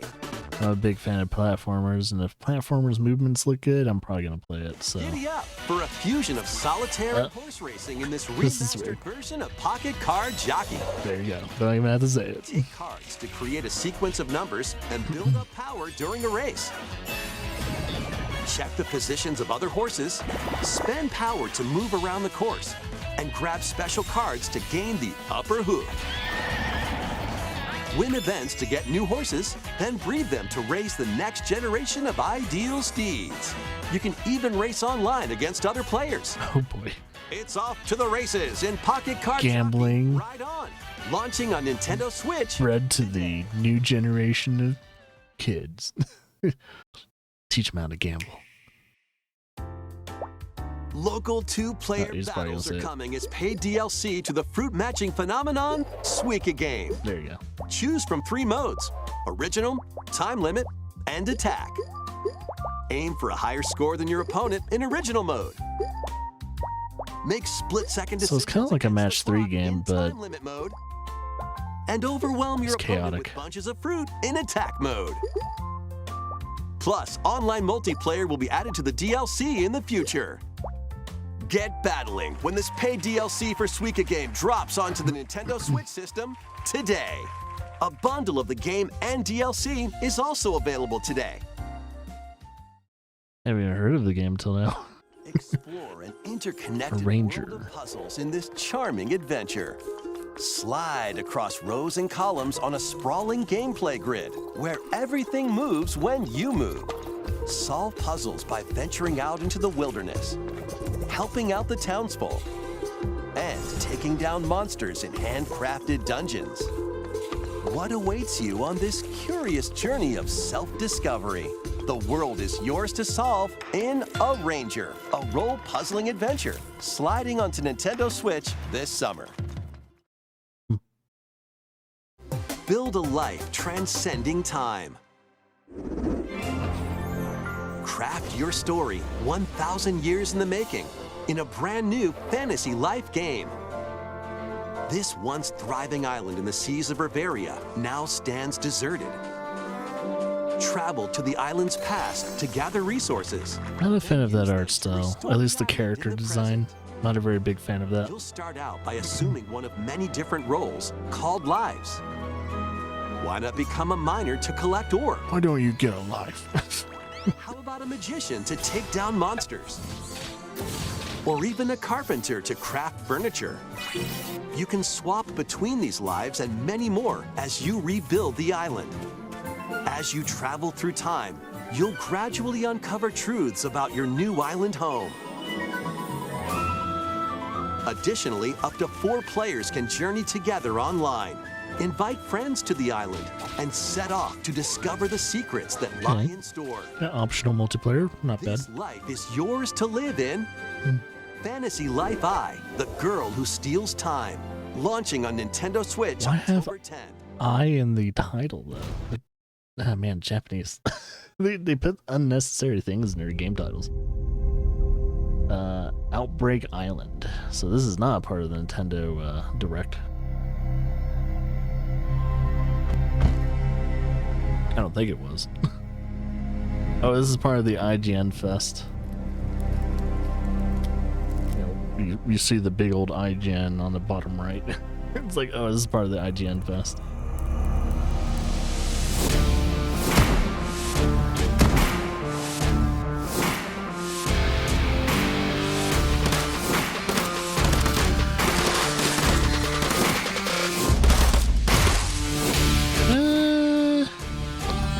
I don't know.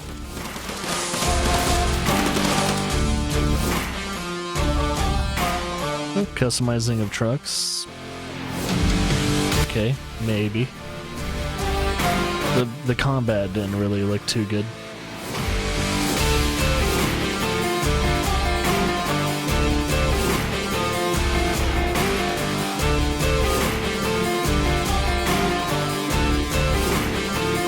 Other than the combat, the other stuff looks interesting.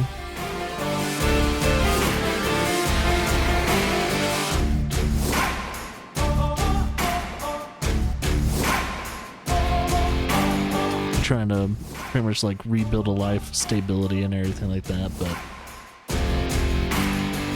not a fan of the combat though. Everything else though looks okay. Wild Bastards. That's literally what the title of the game. Wild Bastards. There you go. Our follow-up to Void Bastards. Oh, okay. Weirdest gang in the galaxy until Jebediah Chase killed them all, or almost all. Now, with the help of the Drifter, a sentient spaceship, they're on a mission to dig up the remains of their gang and bring the Wild Bastards back from the dead. Just like Void Bastards, Wild Bastards is a strategy shooter with multiple layers of gameplay. At the top level, you jump the Drifter through space, searching for... I remember Total Biscuit loved Void Bastards. Controlled by Chase and his minions. Each of these planets has a jump lock, which needs to be disabled before you can jump away from it. To disable the jump lock, you'll have to beam down. Now, this is where the real fun starts. Before we beam down, let's make sure to inspect the planet to see what enemies we'll have to deal with. This will help us choose who from our gang to take down to the planet. On this planet, we can see that there are gunhands, blasters, yellow bellies, and morticians. Morticians are going to require some real strategy to deal with. They summon explosive spirits from the afterlife, so I should be prepared to take on a lot of those weak but very damaging enemies. I'll need a high rate of fire outlaw, so not someone like Sarge with their high damage long range rifle, maybe more like Preach with her Gatling, or even Smokey with his flamethrower. Smokey is currently feuding though with some of the gangs, so let's leave him to Oh, they have feuds? Yellow bellies are also tricky with their force field shields. Kaboom's dynamite works well since I can throw them over. However, the even better choice would be Rawhide, whose sonic rifle goes straight through them. Lastly, Billy is a great all-rounder, so let's go with Preach, Rawhide, and Billy. Locked and loaded. Okay. So you have to really figure out your team setup. I'm just going to have 2 outlaws to start. Here we are on the planet, and we can see that Rawhide isn't that far off, but we also need to think about the loot that we can gather while we're down here, and what other opportunities or threats we might face. Over here are some aces, which will buff one of our outlaws, so we'd really like to get those. And here's some cram, which we can use to go shopping for anything we might need. Money. Now, there's also a mod which we can assign to any of our outlaws, and this will provide something like ammo, armor, or a special utility item. It's all stuff that we want. But we need to keep an eye on the clock, because McNeil, Chase's youngest son, We're 59 out of 86 trailers. We're getting there. Off the planet or near to being off by the time he gets here.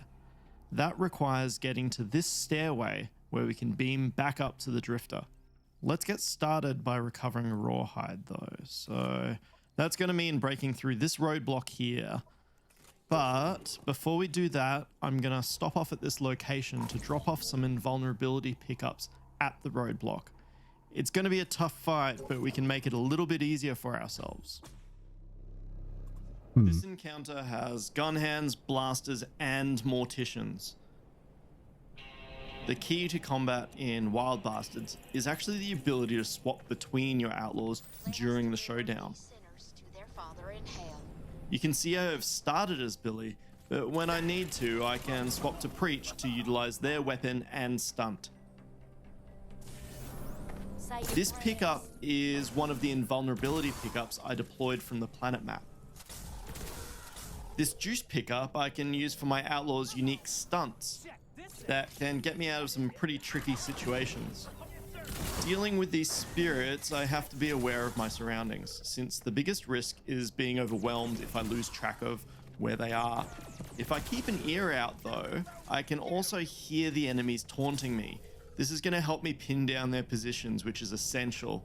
You can also see on the compass on the top of my screen where exactly they're coming from. I can use the barrel here to my advantage. Now's a good time to use that invulnerability pickup. Invulnerability is really helping me clear out the stronghold. Getting in and flushing them out, since they were all hunkered down behind cover when I approached. Just 2 more enemies to deal with.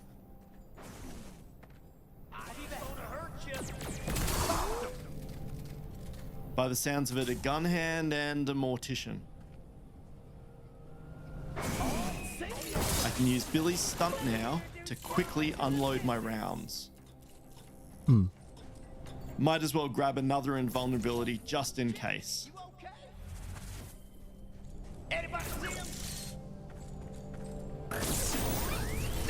And we have victory. Hey, I knew it was gonna be okay. All right, that wasn't too bad. And now we can grab the cram.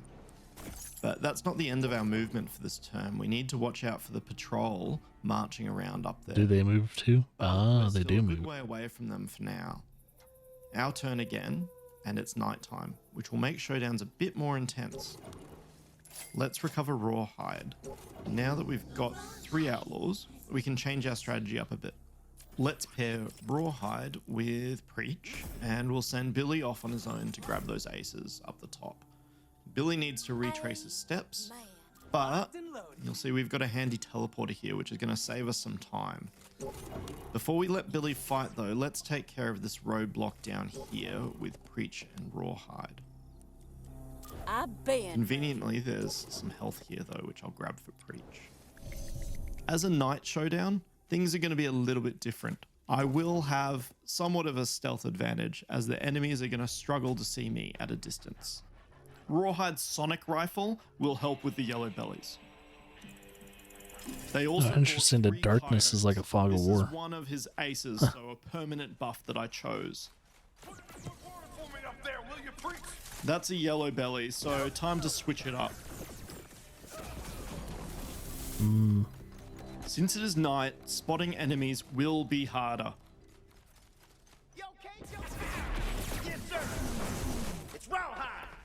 Luckily, my helpful coyotes are going to help go after these enemies.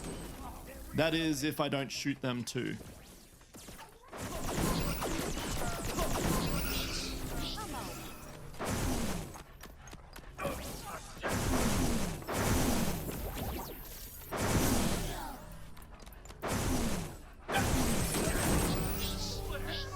Only 2 enemies left. One in the tower, but since it is night, they don't have a good shot on me.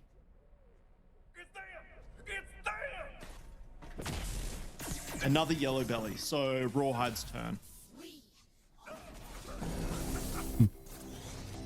Great, so here's some juice. I can use this with Rawhide's stunt to get some more backup. Anything to distract or create an opening, since the enemy in the watchtower is going to be a bit risky to go after. A group of coyotes should keep their attention though. Time to go up and hopefully catch them by surprise. Hey, man! All right. Okay, so that went really well because we bought the right outlaws for the job. We also picked up some infamy, which will give us a nice bonus when we start the next sector. Let's end turn again. It's good we waited before taking on that roadblock with Billy though. Now we can use this orbital bombardment to destroy this roadblock. Orbital bombardment, we still have a patrol in the way though. So with they're that probably going to crown come we picked along. up before, we can head back to the shop and pick up a disguise. Donning this disguise lets Billy slip right past that patrol and head for those aces. A nice, safe way to get what we need. In the meantime though, let's grab that mod. Outlawed rounds. So these are a seriously good mod. I like the idea of burst on Preacher's Gatling gun, so let's give her the rounds.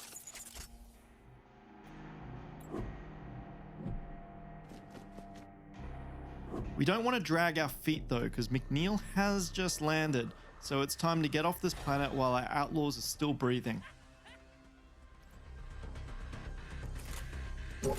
Okay, so it can be a very serious issue. No one got injured, but all 3 of our outlaws are tired. So they can get that tired. means I'm going to try and rest them for the next planet. A great haul of loot though. Let's unpack these aces now. So, Billy's leveled up and I can choose between more damage, more ammo, or a cloud of ink. That's an interesting one. It makes him temporarily invulnerable each time he takes damage. Ooh. Because Billy rescued Rawhide after they'd been scattered, they're now pals, which means they'll help each other in the next showdown.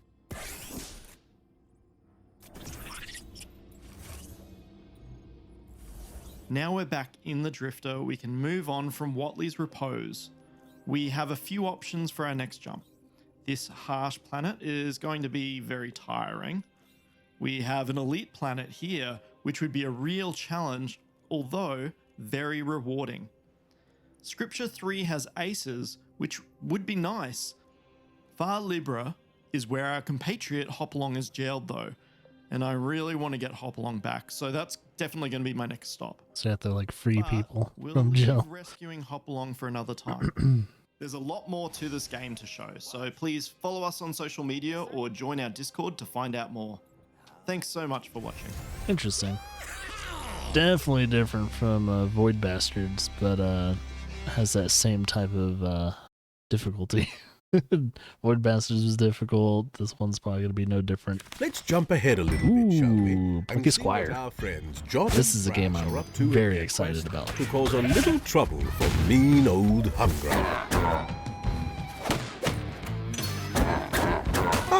So our heroes have made it to the mountainside. A bit further than I expected, perhaps.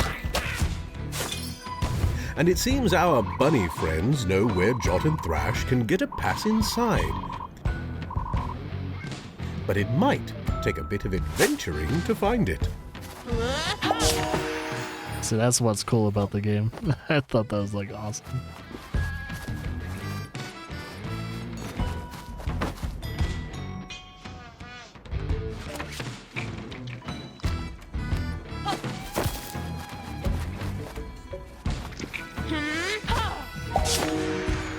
There you go, Jot.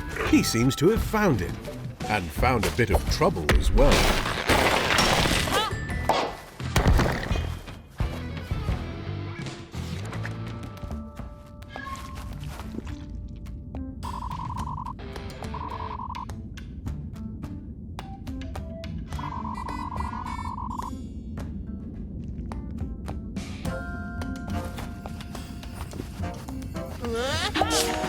So cool. It's so cool. Well, this is a bit of a mess, isn't it? Time to use your smarts and work out the problem a little bit at a time. Oftentimes, the solution just slides right into place. That's just really cool. That's awesome.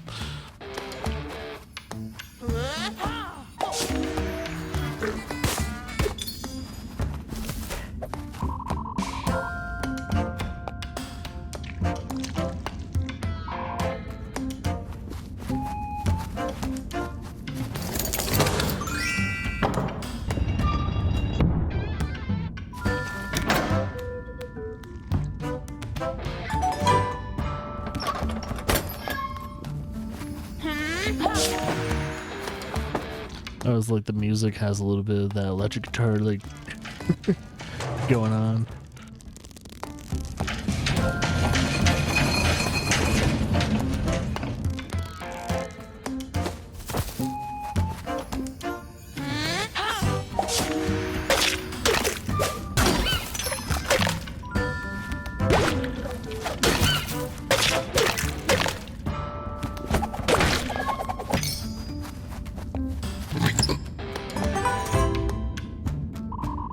Success! It looks like Jot and Thrash were triumphant once again and continue their quest ahead.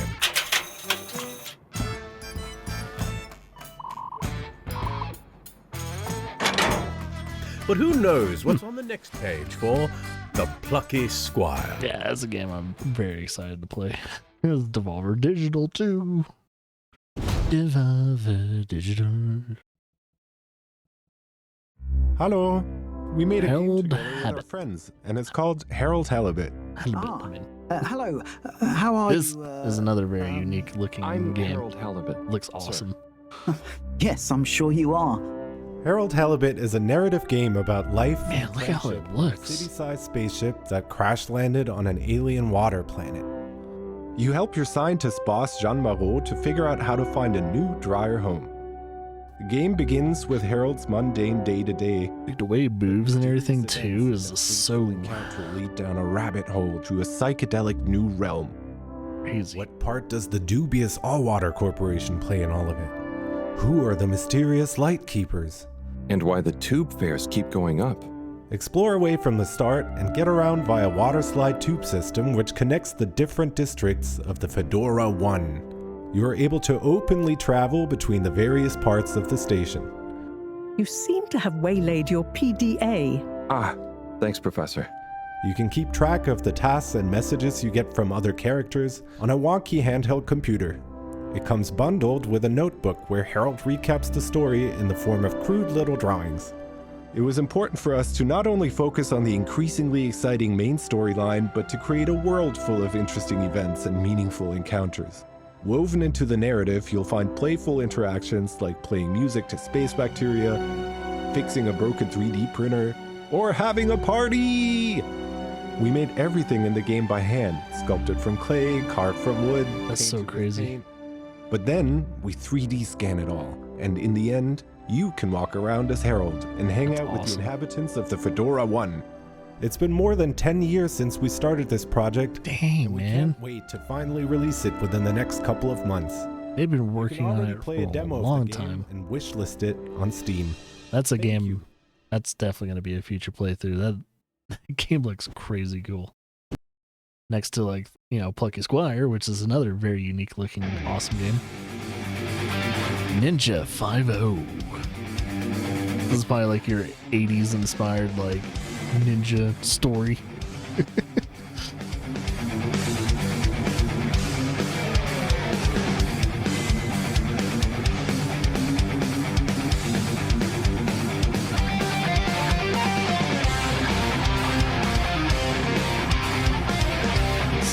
Definitely has that old school look to it.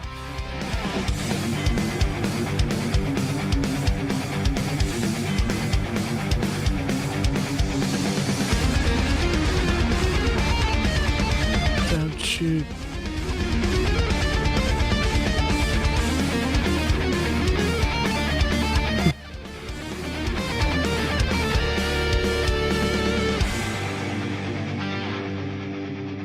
Out for Sony and Nintendo. PlayStation, Nintendo.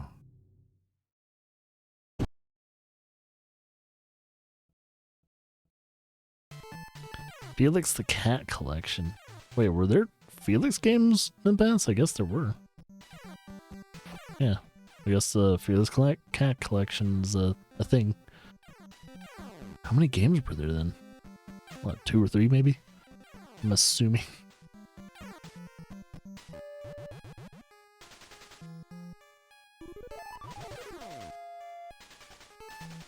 I remember Felix the Cat though. I've watched those cartoons when I was a kid. Never played the games though.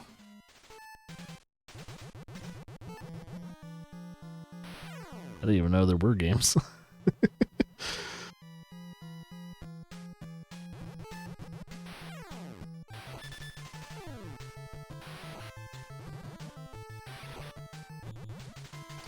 The thing is, the music kind of sounds familiar.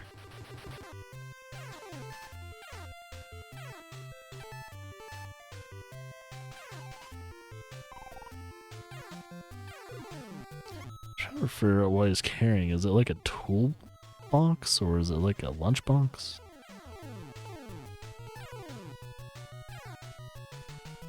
Throwing something. I wonder if they're like plates. Here's a cat.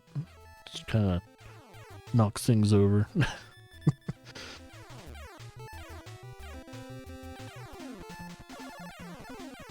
So I guess it's just kind of showing gameplay of, I guess, all the games that are in the collection.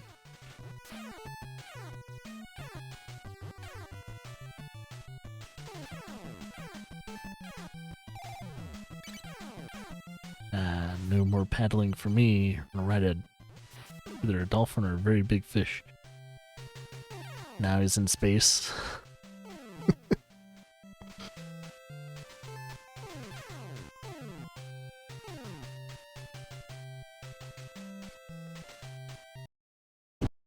Oh, and that was it. That was abrupt.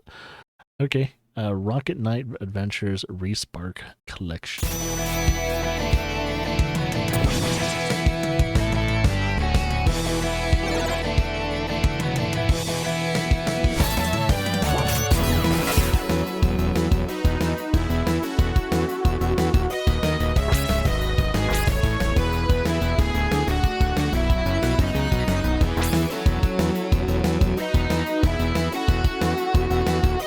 I never played these games either.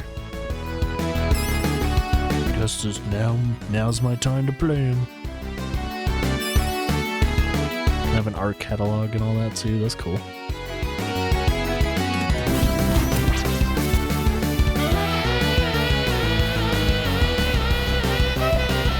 Rock'em sock'em.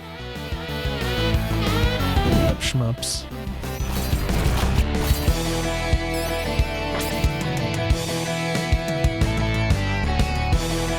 So another, kind of like another remastering of a classic. Is it a classic though? How old is that?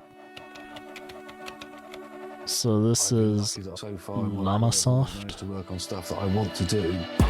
Jeffrey Mystery Story. Oh, is this a documentary? It gives you that buzz. So this is not a game. So this is a documentary about developing originals in gaming. Like, there's no one else like him. The first time I loaded up Revenge of the Mutant Camels, and I was like, what the hell is this? Am I being chased by an umbrella? Everyone else was just a company or product, and Jeff was Jeff. What he makes is... Jeff was Jeff. I remember lying in my bedroom in the dark and listening to Pink Floyd. And in my head, I would imagine like sort of abstract geometric shapes. And so I came up with this like 1K program, which I called Psychedelia. Does this work? I think it works. Maybe people don't agree with me, but at least I tried. Tempest 2000, that was the flagship. Oh, Tempest. Was he the one that created Tempest? Okay. He's an artist that just gets more and more powerful. I want to enjoy what I do. I want to feel happy with the things that I've made, and I want to make things that I want to play with. All right. So he was part of the Atari ages.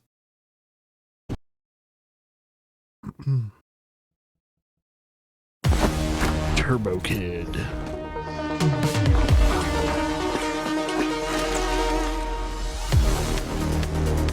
Oh, it's that kind of game.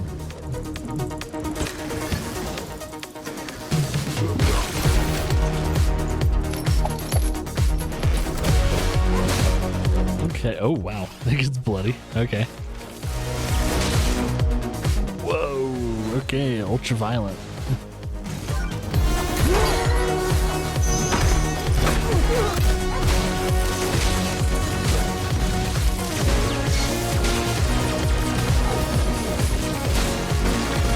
Looks cool.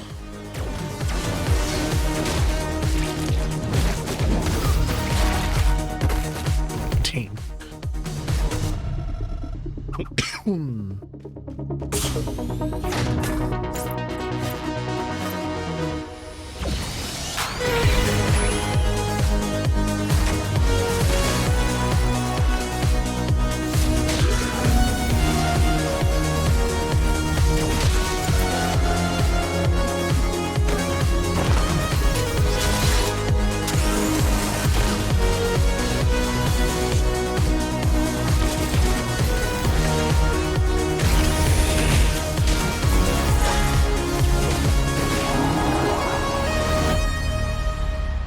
Interesting.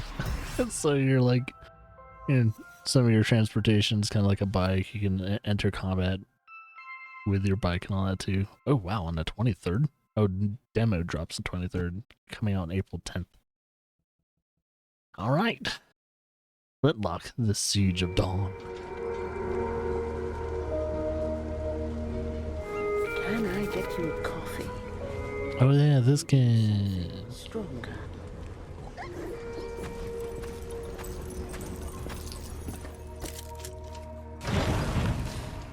Take care, good host.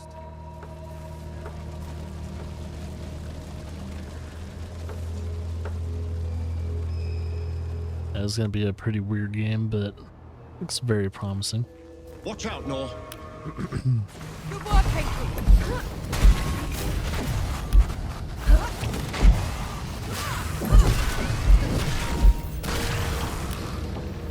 Okay.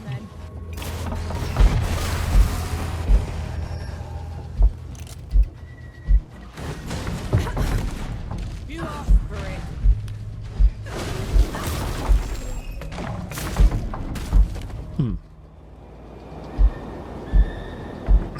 Seeing if the combat sings to me. Hey, or do those statues look like you? They were probably inspired by one of my visits. I traveled to the above when the great below got too much to bear.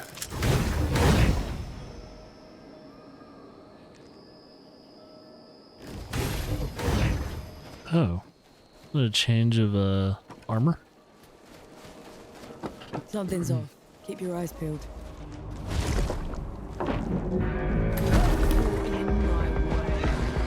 Resist, Nor.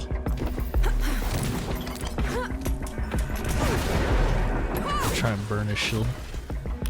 Oh, just completely destroyed it. The Annihilator.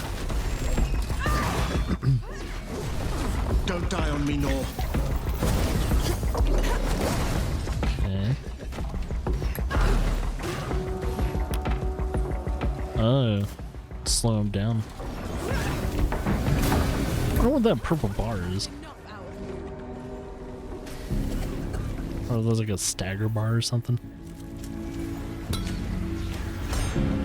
Ready to fly when you are.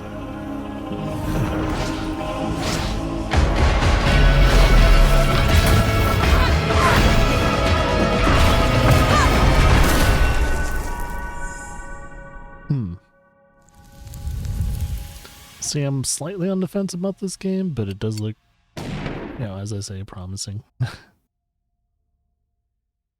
Yeah. Says it's not gonna be on Game Pass though, so I can always try it out, do a peek play on it, and kind of dive deep.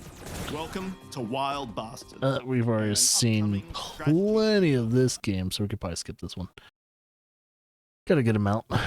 Level 0 Extraction. It all started with a scientific expedition to the planet Turion, where the New Horizons Corporation was hoping to find new life forms. If only they knew back then what evil they would bring to Earth. A data leak started to spread, revealing that New Horizons was conducting military experiments, crossbreeding the human genome with alien DNA. Why would you do that? So, the nightmare began. Now, competing megacorps all over the world are sending mercenaries to retrieve this research data by all means necessary. That's where we come in. Multiplayer extraction game, huh? But you play for Megacorp. Oh.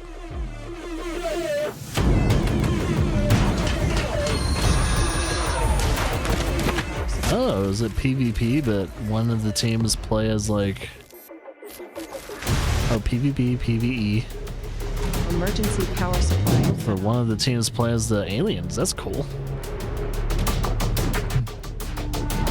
It's a little bit of that Left 4 Dead vibe to it. This when it comes to PvP. Oh, Ooh.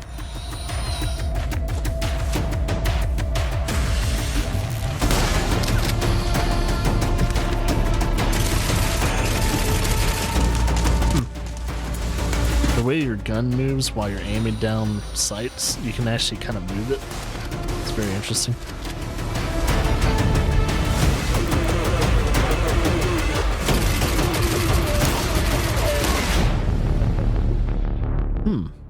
Add level 0 extraction to your wish list. That looks solid. You are no longer an individual of flesh and blood. You are to be a front. Encolatus? Encolatus? Encolatus? Guessing that's the name of the game, so.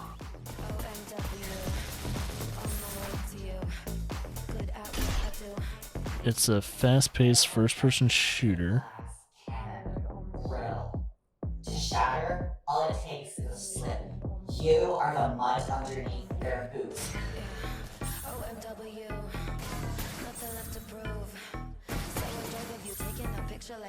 What is going on with the theme of this game, though? So you defeat your enemy with love? You are immigrant, and you will be their downfall. I am so confused. Solitus. That I have no clue about. I'm very confused about their vibe of the game. I was like, wait, what's going on here? Dome King Cabbage. Dome King Cabbage. Small little camera.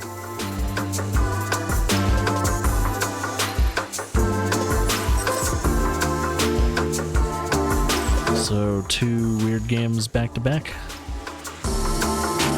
Psychedelic visual novel. It's on a world of monster collection. Okay. Interesting. Oh yeah. That's definitely someone that has taken mushrooms and other things. Yeah, I have a feeling this is like first-hand experience of someone having like, excuse me, having like stuff like LSD and all that.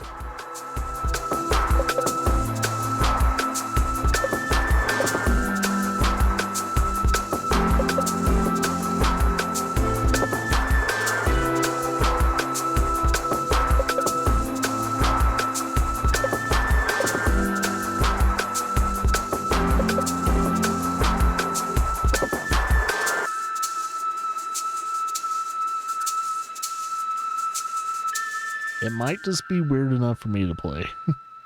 I just gotta figure out like how the gameplay is though. Because it's visual novels, so it's like, Weird. Okay, so is this like a found footage game? Silent Breath. That's how the game looks? It's pretty... It's like... I wonder if it's made in Unreal Engine 5, but it has this like... old school look to it. Oh, like the way the light is. The lighting is what's really selling this game. Whoa.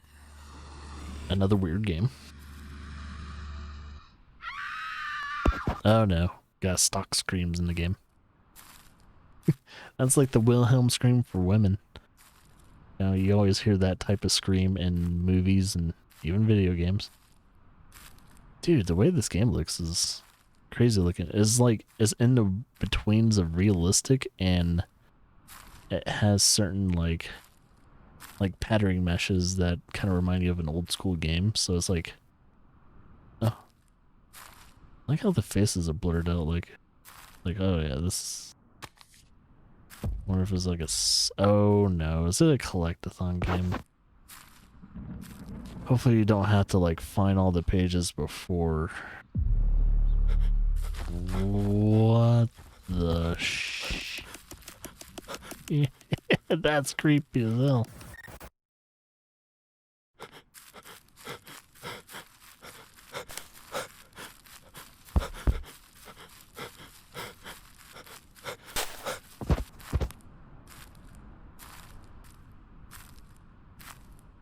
what's the body on? I'm not gonna check that out.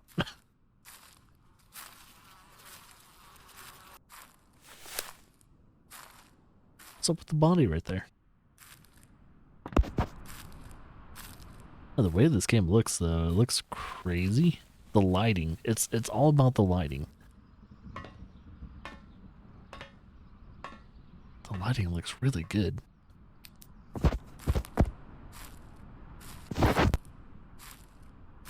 Like the way the light is hitting the building and it's displacing really well. So is this going to be one of those first games really utilizing Unreal Engine 5? I'm assuming it's an Unreal Engine 5 game.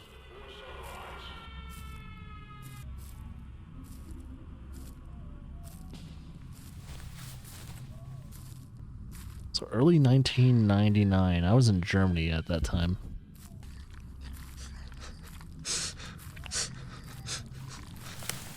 Oh yeah, don't interrupt their meal. Ferris wheel.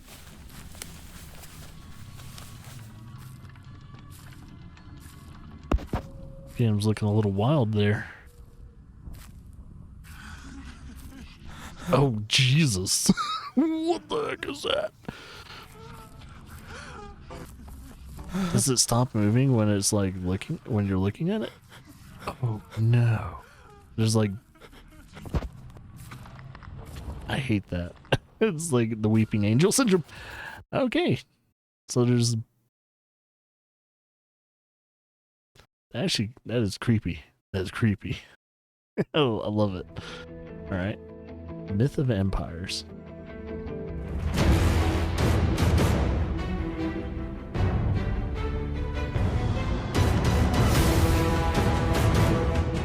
Wait, did it say 1,300 crafting recipes?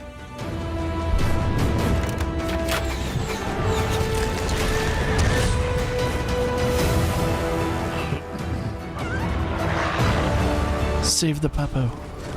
I can ride a bear into battle, an armored bear.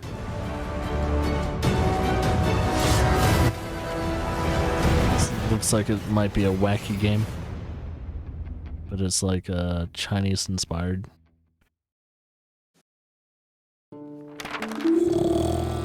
Ah, yes, this game.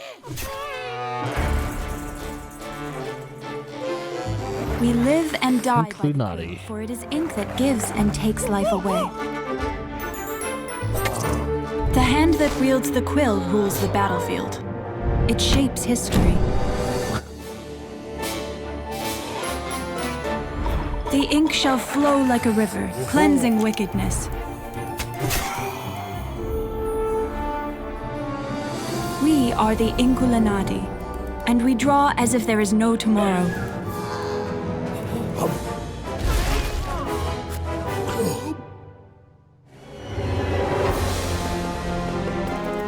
And I, who wield the quill, shall become the greatest Inculinati of them all.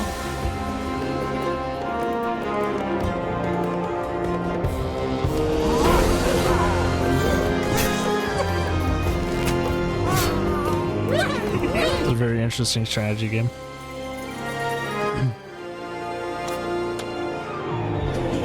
Ink knows no mercy or honor. We do whatever it takes to succeed.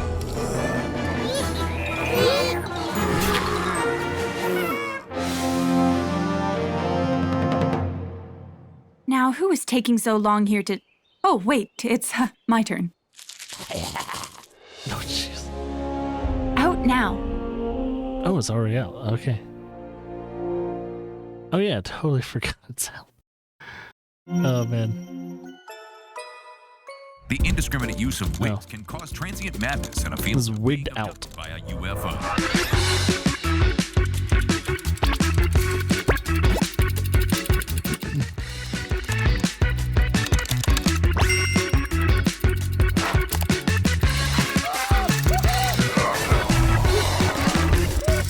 Early access. Now available. With an amazing discount.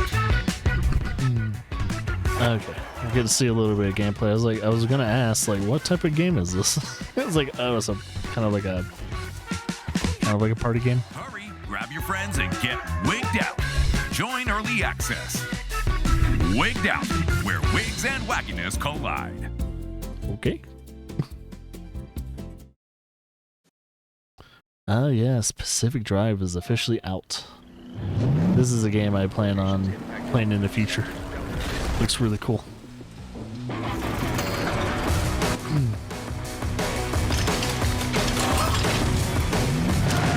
Looks tough too though, man. Like it's gonna be very harsh.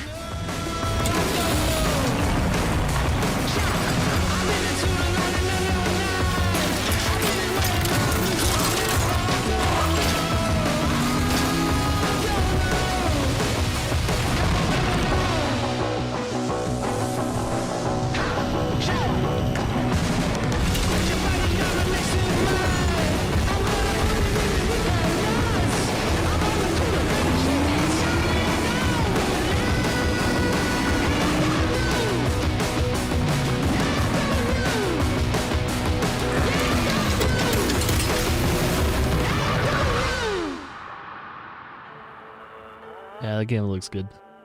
It's not going to be for everyone. Definitely not going to be for everyone, but looks like it's for me. So I was like, alright, I'm going to play this game. Customizing of the car and everything, get attachments to the car, and now of course has this roguelike element to it. Yeah, I'm probably going to enjoy it. Garden Life, a cozy simulator. Hey, I'm Jasmine. It's so great to finally meet you. This garden really means a lot to us. That's why we're looking for someone new to take the reins and bring some life back to this community. This might be another game I'll play too. It's a shame none of the plants made it.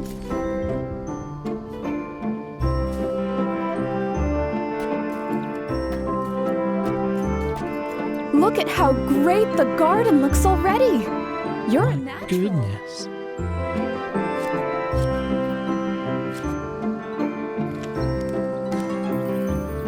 In gardening, patience is key.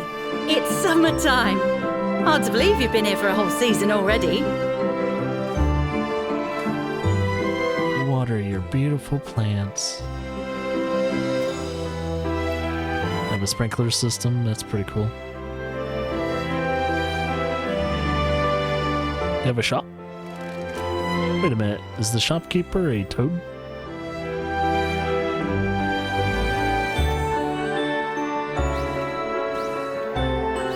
I can change the color of certain items. Congrats on clearing away all that rubble. The garden looks much bigger now. Hagrid? Sounds like a guy that sounds like Hagrid.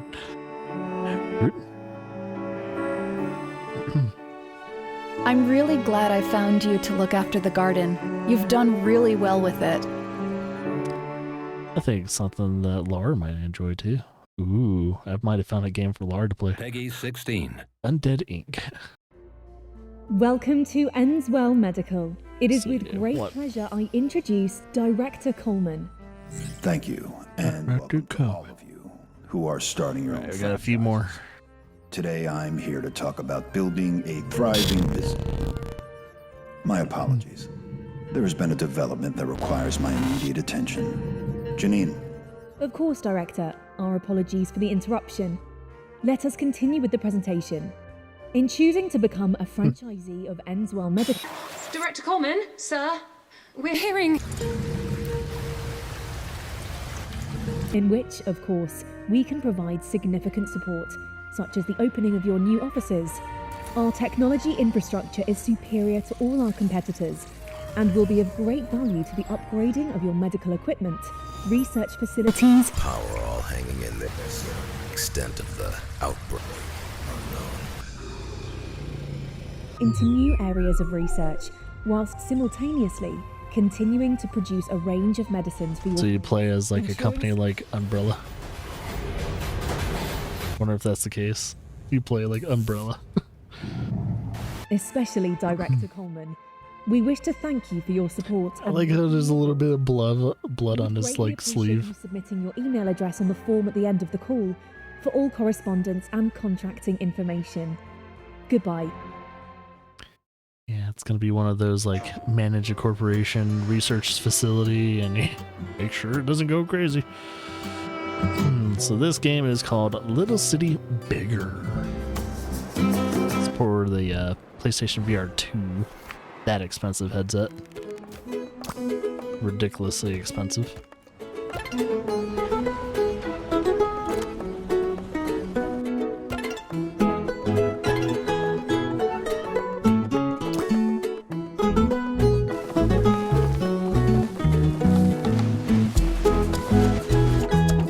Build different biomes.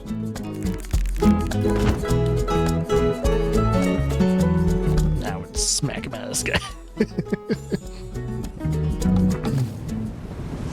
Uh-oh. To have natural disasters. Is that an avalanche, but it's a snowball?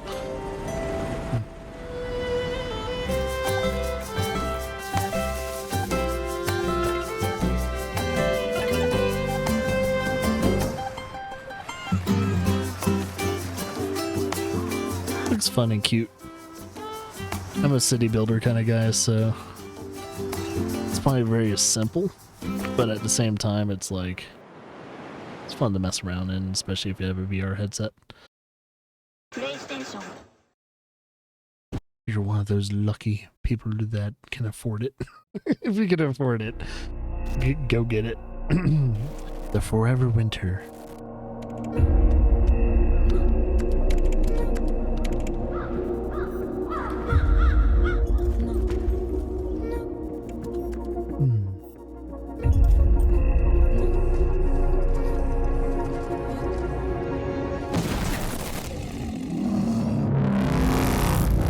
Ooh, are those aliens?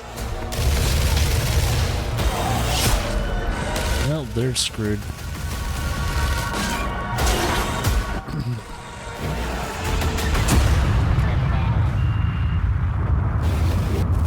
So I'm guessing Forever Winter as in nuclear winter.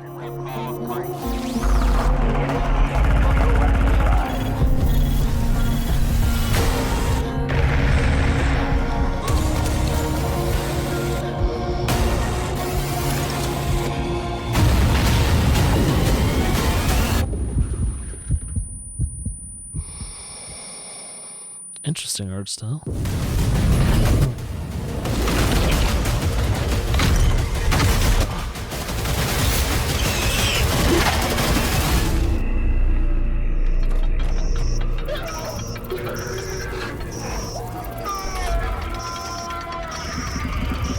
Oh no. Reprocessing humans.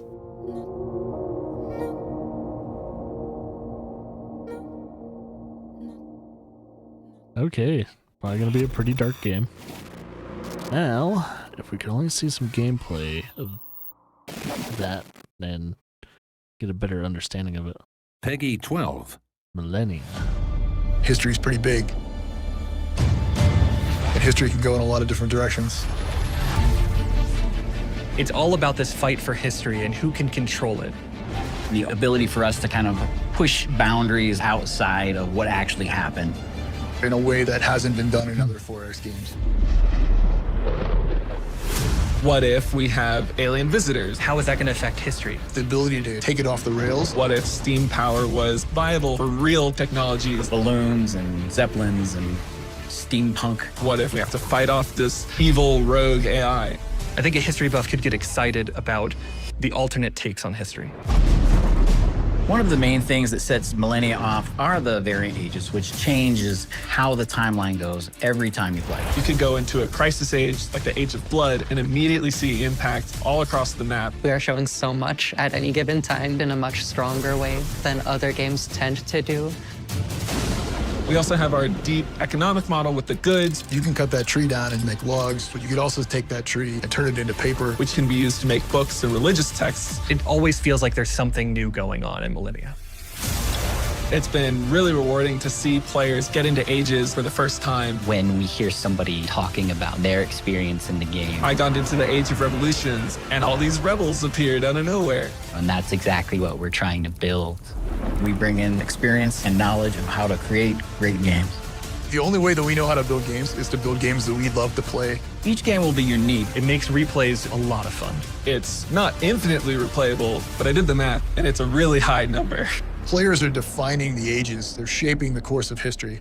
That's what Millennia is. Soundtrack has 55 tracks. It'll be out on March 26th.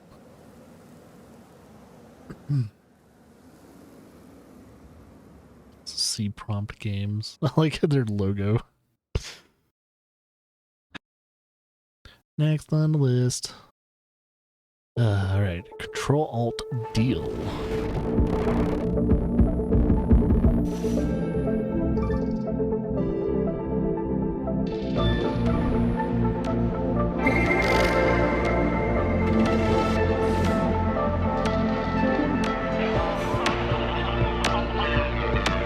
Getting excited about a stapler? Oh no. There's a...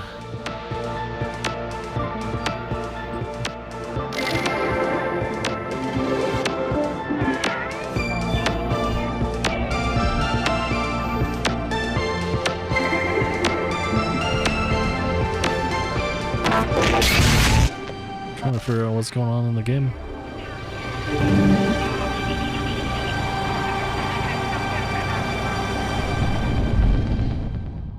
What is going on in this game? Office is always watching.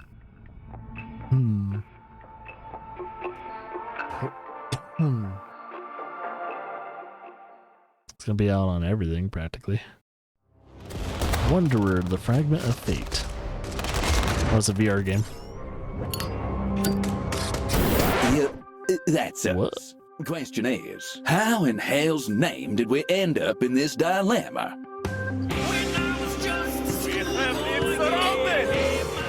Well, running from the Rooskies certainly wasn't on my bingo card.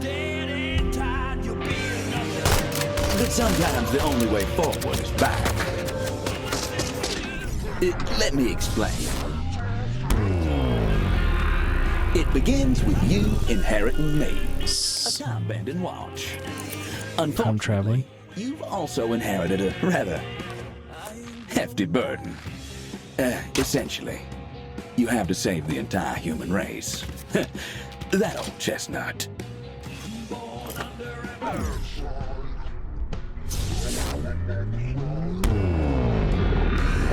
Problem is, time is complicated. And we're not the only ones tangled up in this mess. We've got our work cut out for us. But there are a few things you should know. Ooh. Futuristic weapon. You can store those weapons. Firstly, we can travel through time whenever we please. To the good, the bad, and sometimes the downright ugly. Everywhere we go, we become someone else from that time and place. It helps us blend in. And most importantly, we can take anything we want with us, wherever we go. That's it. Easy, right? Like I said, sometimes the only way forward is back. Interesting. Huh.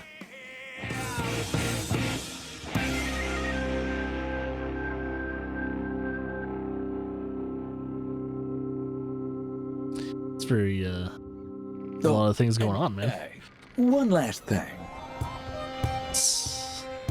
Of course there's pirates.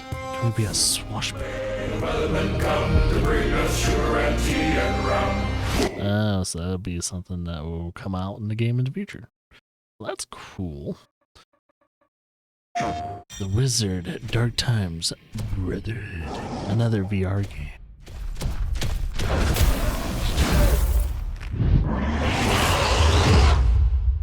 Can you feel it? The light fades. The shadows draw close. I know what it means to take risks, and the price that comes with them. Are you ready to pay that price? We have company! This is going to be amusing. Stand back now.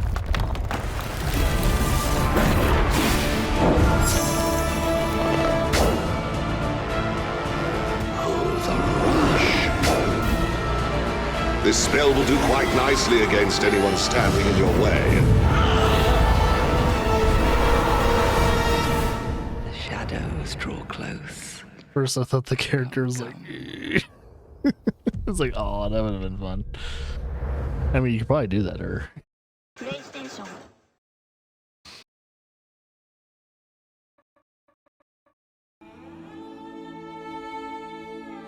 Sodium Infernum.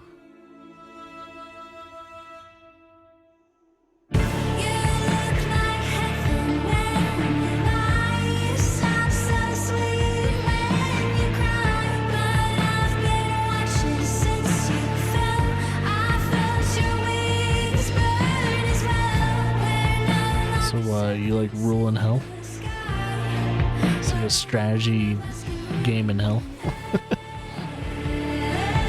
I'm assuming that's what it is.